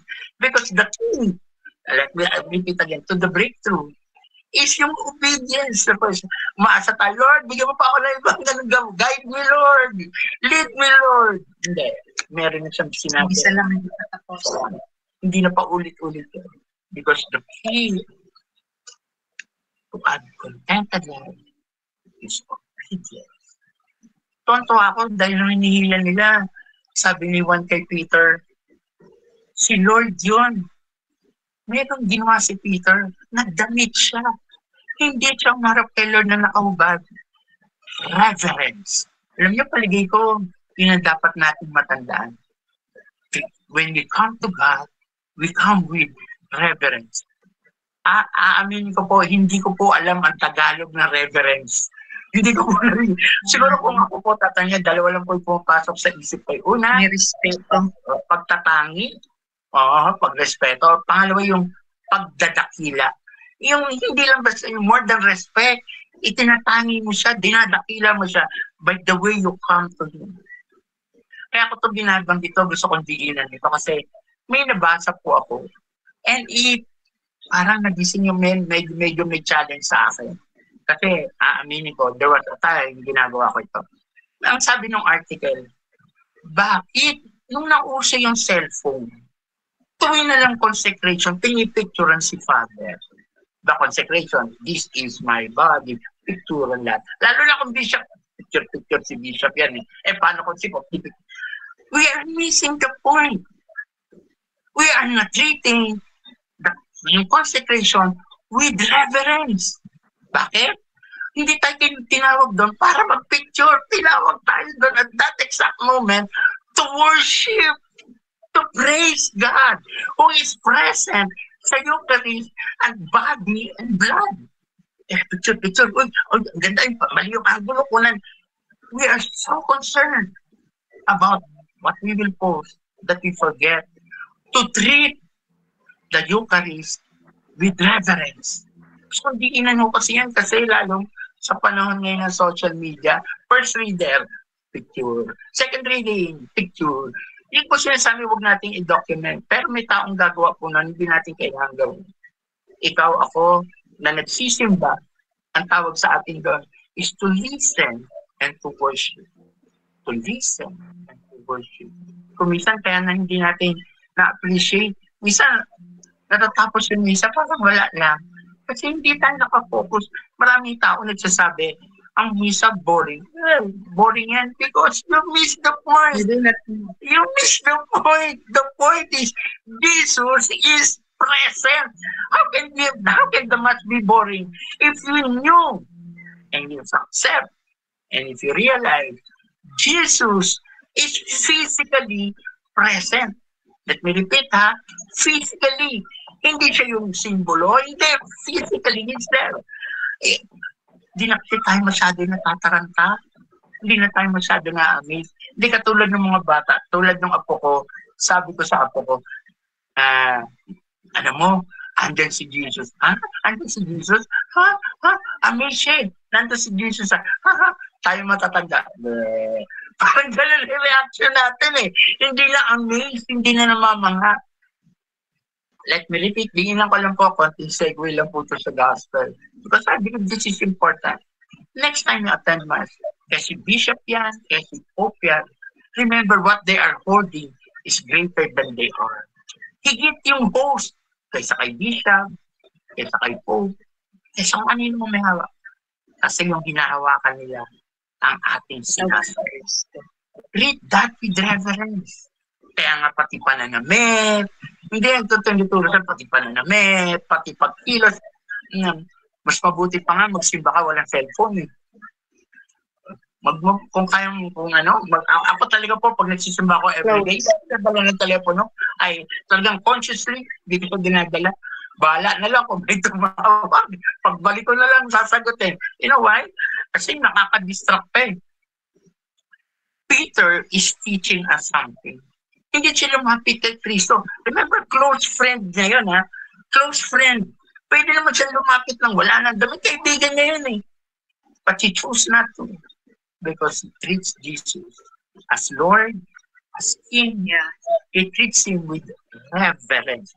Sa totoo nga lang naman, di ba, no? Pagka hari lang nakaraniwan. Sabi ko nga pag presidente na lang. May mga tao kung magsimba, naka-shorts, naka-ganito, sabi niya, kaysa naman hindi magsimba. Ang sabi ko, nagsimba ka na rin lang Itodo mo na, ibigay mo na yung the best para kay Lord. Kasi kung ang kaharap mo, pupunta ka ng Malacanang, siguraduhin ko, magbabarong ka Mag-Amerikana ka, maglolongsin ka. Harap mo sa presidente. Pero yung harapin mo sa misa, presidente ng mga presidente, hari ng mga hari, Panginoon ng mga Panginoon. Hindi doon tayo hinahamon to treat him with reverence, to treat him with love, with awe. Mamangha ka na merong isang Diyos tuwing misa, tinatagpo ka. Let me repeat. Kinakakamangha na merong isang Diyos tuwing misa, tinatagpo ka. Like what Jesus did. doon sa mga apostol, doon sa beach, sa shore, waiting for them. Nung hila-hila nila yung mga bank, yung net, hila-hila nila. Talaga namang kamangha-mangha ito eh. Isipin mo, natagpuan nila si Lord na malengke niya, nag-iihaw na may tinapay at may isdang iniihaw. Anong ibig ko pong sabihin dito? Sometimes we feel tired.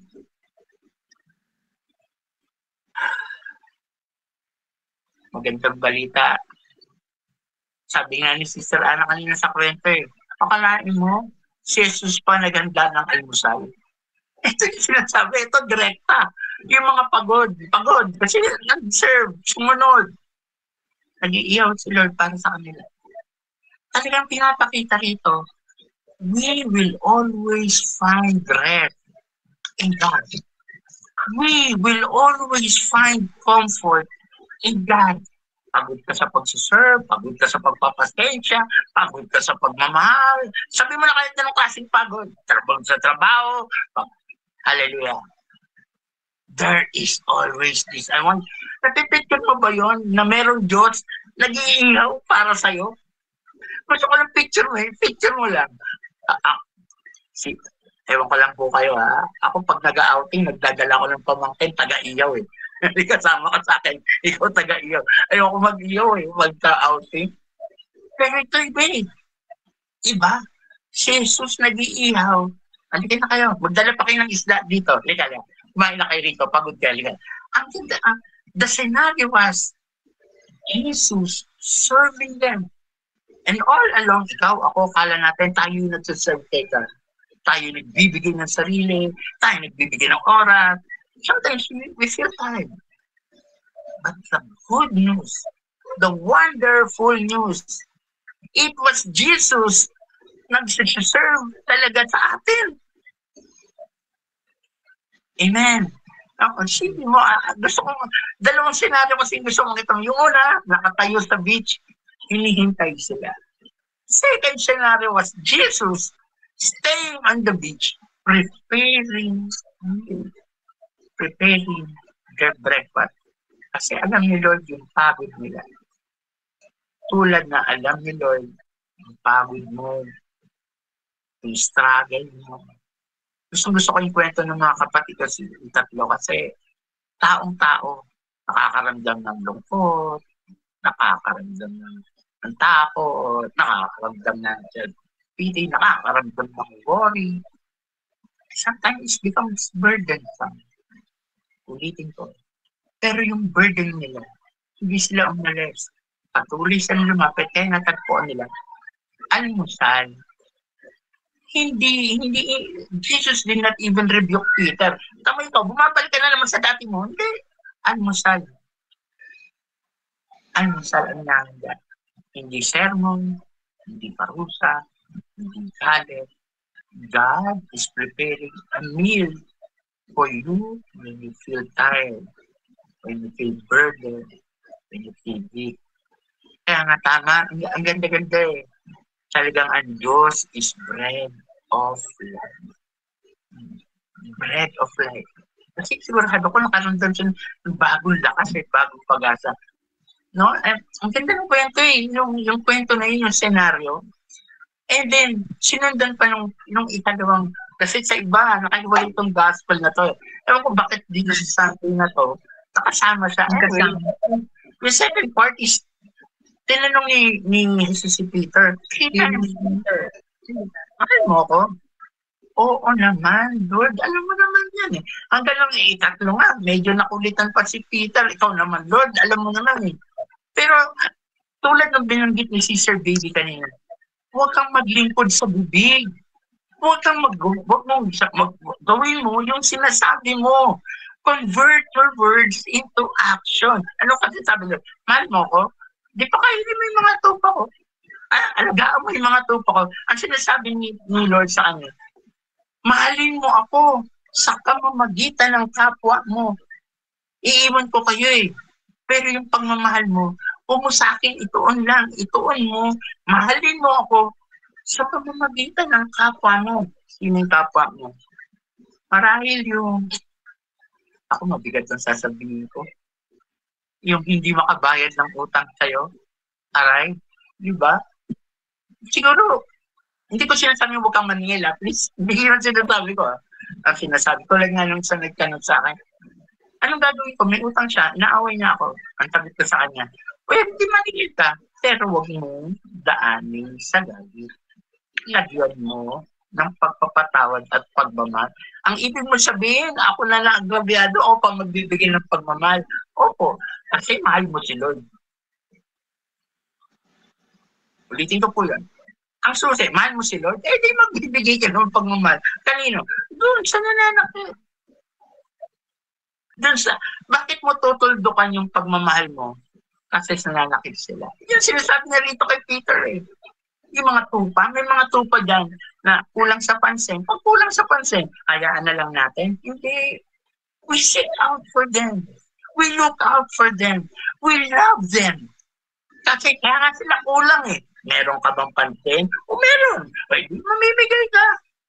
Lagi ko nga sinasabi, mahal ka ba ni Lord? Amen. Sobra? Amen. Umaapaw? Amen. Kaya apaw yan para doon sa kulang sa pagmamahal. Kasi kung sakto yan, wala kang ibibigay sa iba eh. Kaya yan apaw para may maibigay ka. Kaya yan sobra para may share ka. Kanino? Sa mga taong ang hirap natin. Ang hirap intindihin.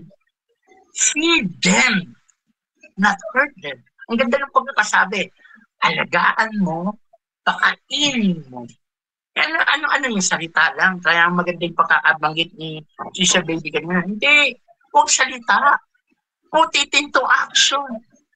Mahal mo, put it into action.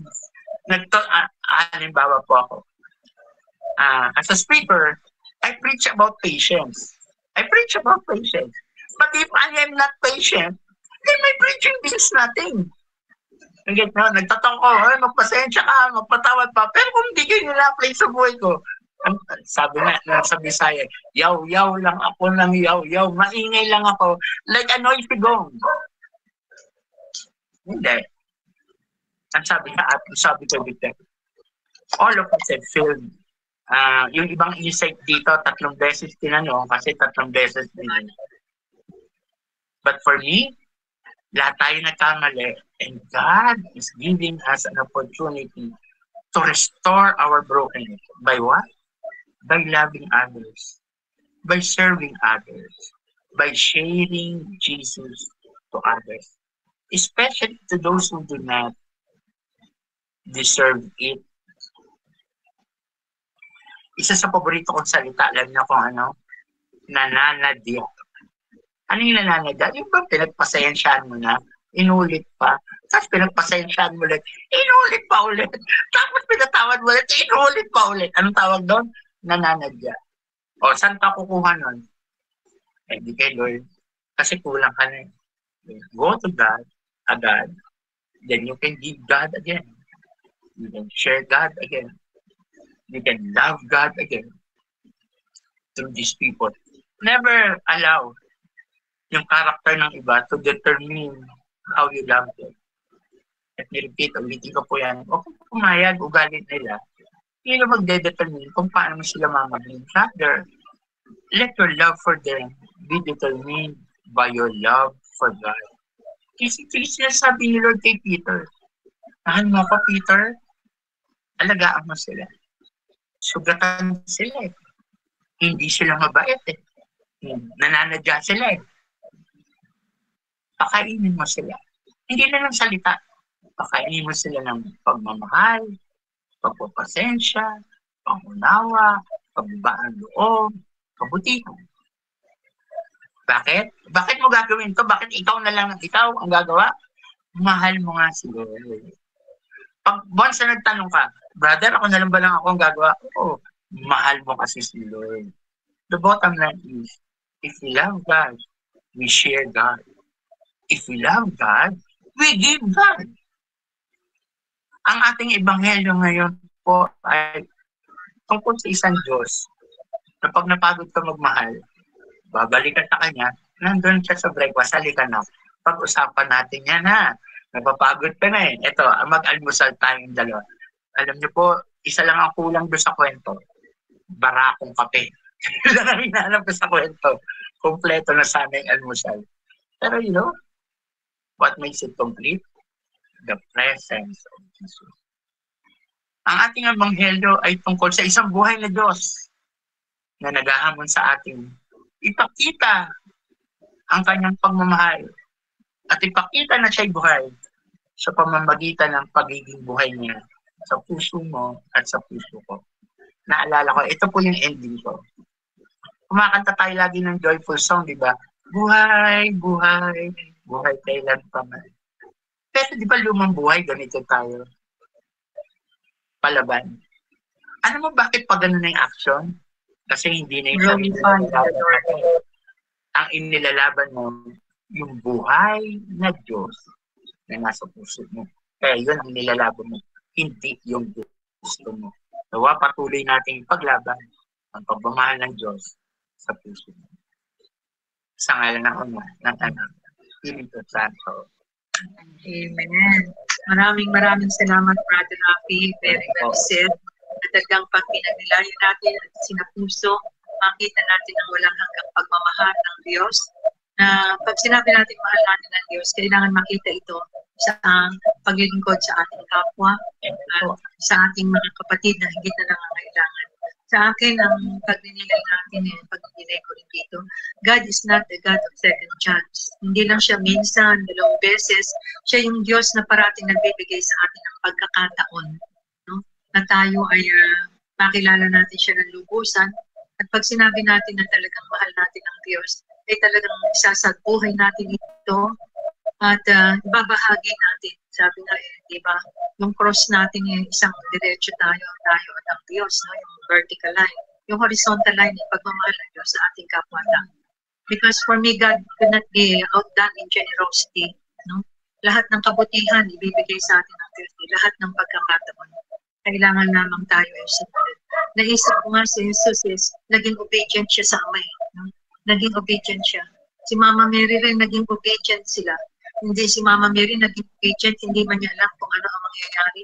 Pero dahil sa pagmamahal sa Diyos, inirisko niya yung kanyang buhay, hindi niya alam kung ano mangyayari. Pero yun ang tunay na pagsunod at pagmamahal ng Diyos.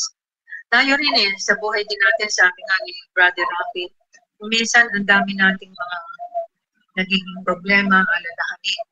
Minsan halos bumagsak na tayo. Minsan tinatanong natin ng Diyos, bakit ba Lord sa mga sandali na kahirapan ng aking buhay, iwan mo ako? Pwede ko rin i-relate siguro dito, Brother Rafi, yung sabi nga footprints in the sand, na akala natin hinihiwan tayo ng Diyos. No?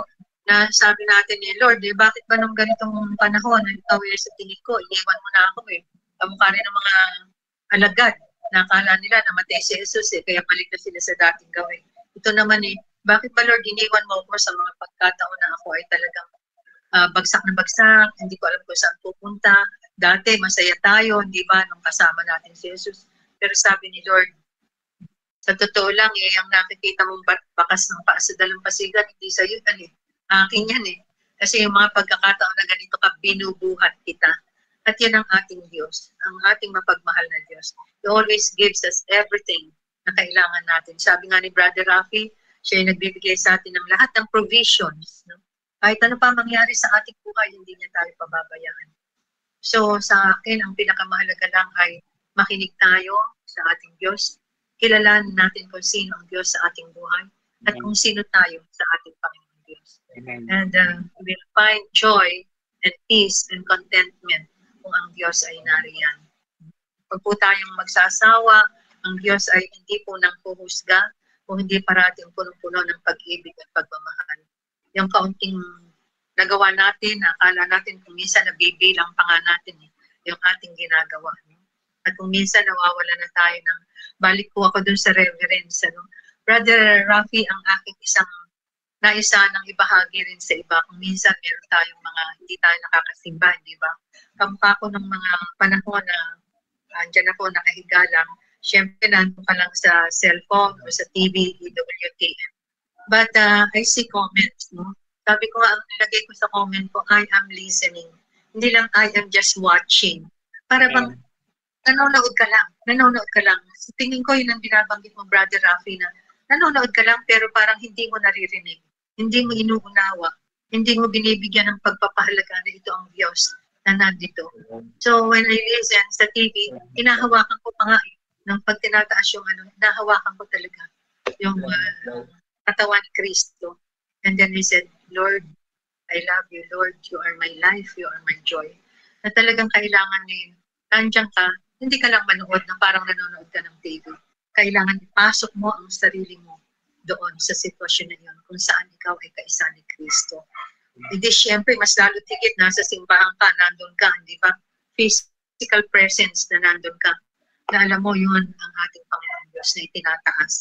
Kaya nakakalungkot talaga, pero ito marahil ay wake-up call sa ating mga nakikinig. Kaya Brother Rafi, maraming salamat sa maraming pagpapaliwanag mo na maintindihan ng bawat isa sa atin that we have to give reverence to our Lord. Dinadakila natin ang Diyos dahil siyang pinagmumulat ng lahat sa ating buhay.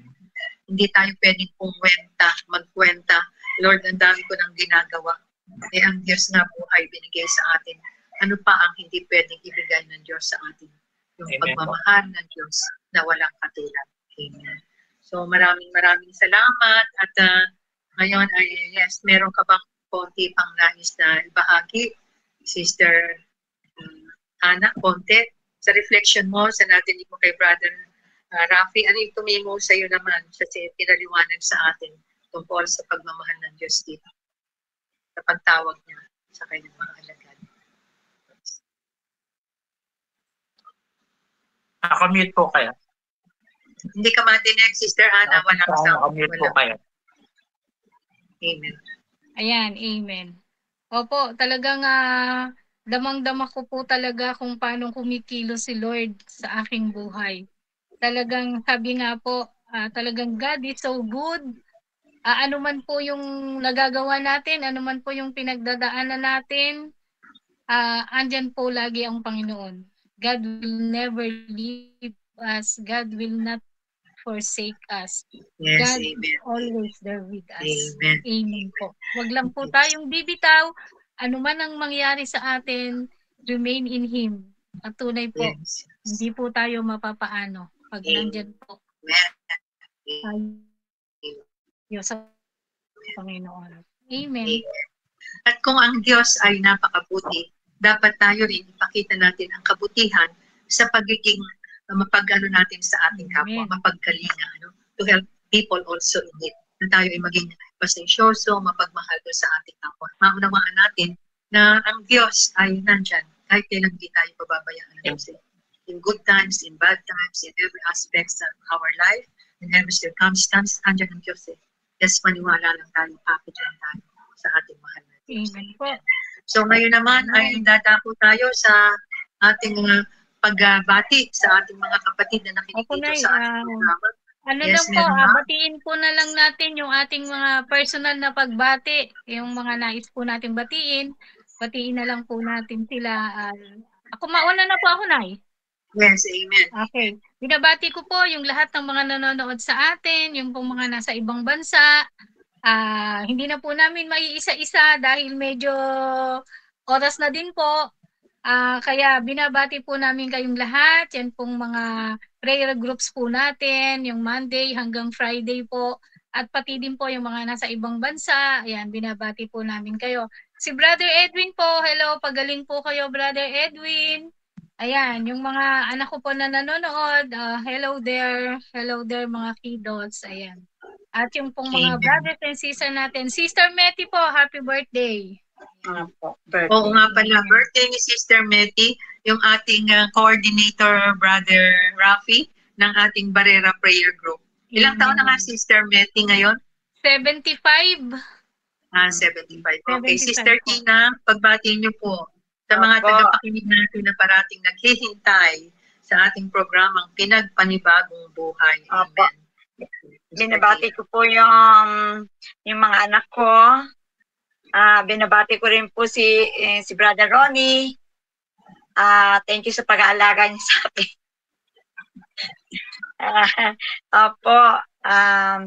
At thank you rin sa mga anak ko na tumulong din sa amin. At Kay Kumaring Bebot na nasa Australia. Hello, Mare.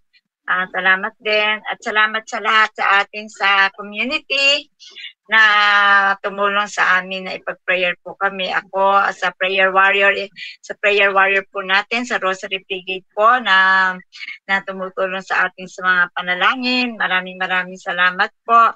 At kay Sister Luz, happy birthday. Hello nga pala. Belated happy birthday, Sister Luz. Belated happy birthday, Sister Luz. Amen. Amen.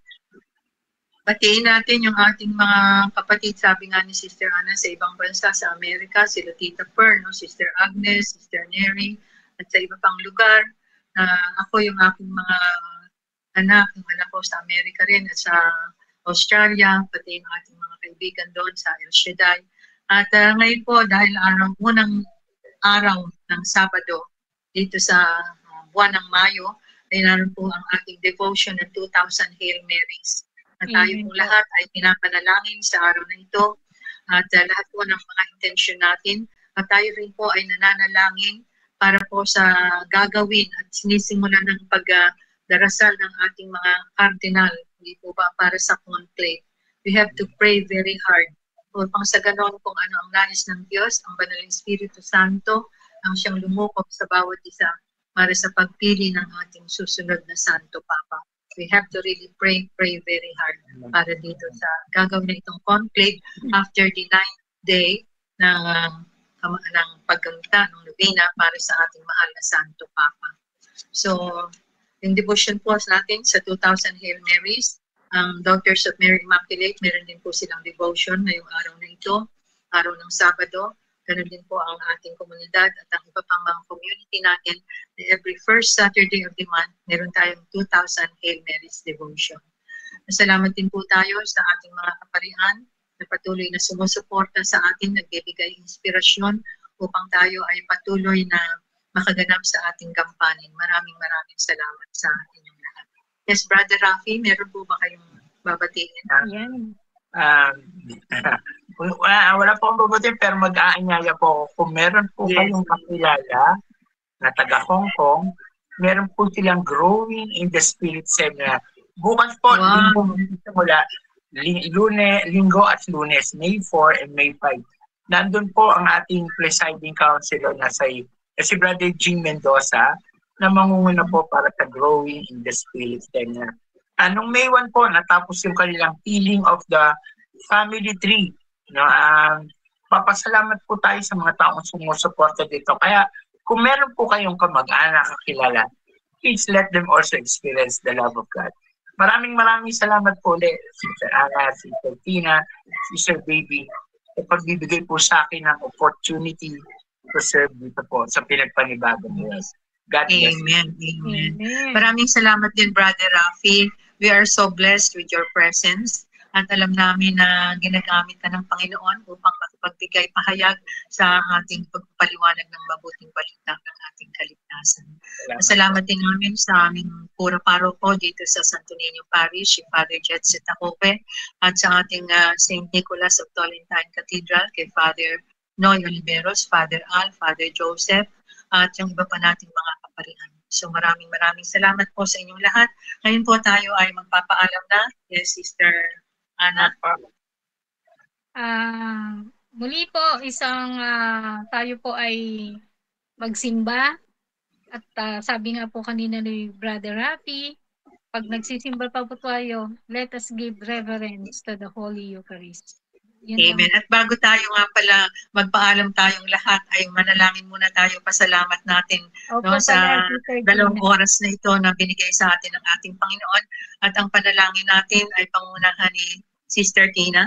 Apo na. Sister Tina, yes. Apa. At tayo po ay mananalangin sa ngalan ng Ama, ng Anak, ng Diyos, Espiritu Santo. Amen. O Diyos sa dakila at makapangyarihan sa lahat, maraming salamat po, Lord, sa mag-uumapaw ng iyong pag-ibig, ng iyong pagmamahal mo sa amin.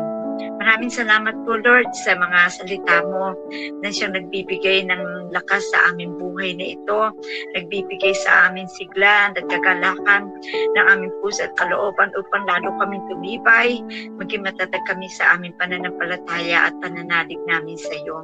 Lord God, maraming salamat po sapagkat binigyan mo muli kami ng panibagong dagdag ng kagalakan sa aming buhay na ito, lalo na sa aming paglilingkod sa iyo, Panginoon, sapagkat tunay na ikaw lamang ang aming sandata sa buhay namin ito, Lord God, lalo na kung may mga pinagdadaanan, lagi mo pinadadama na nandito ka lagi sa amin.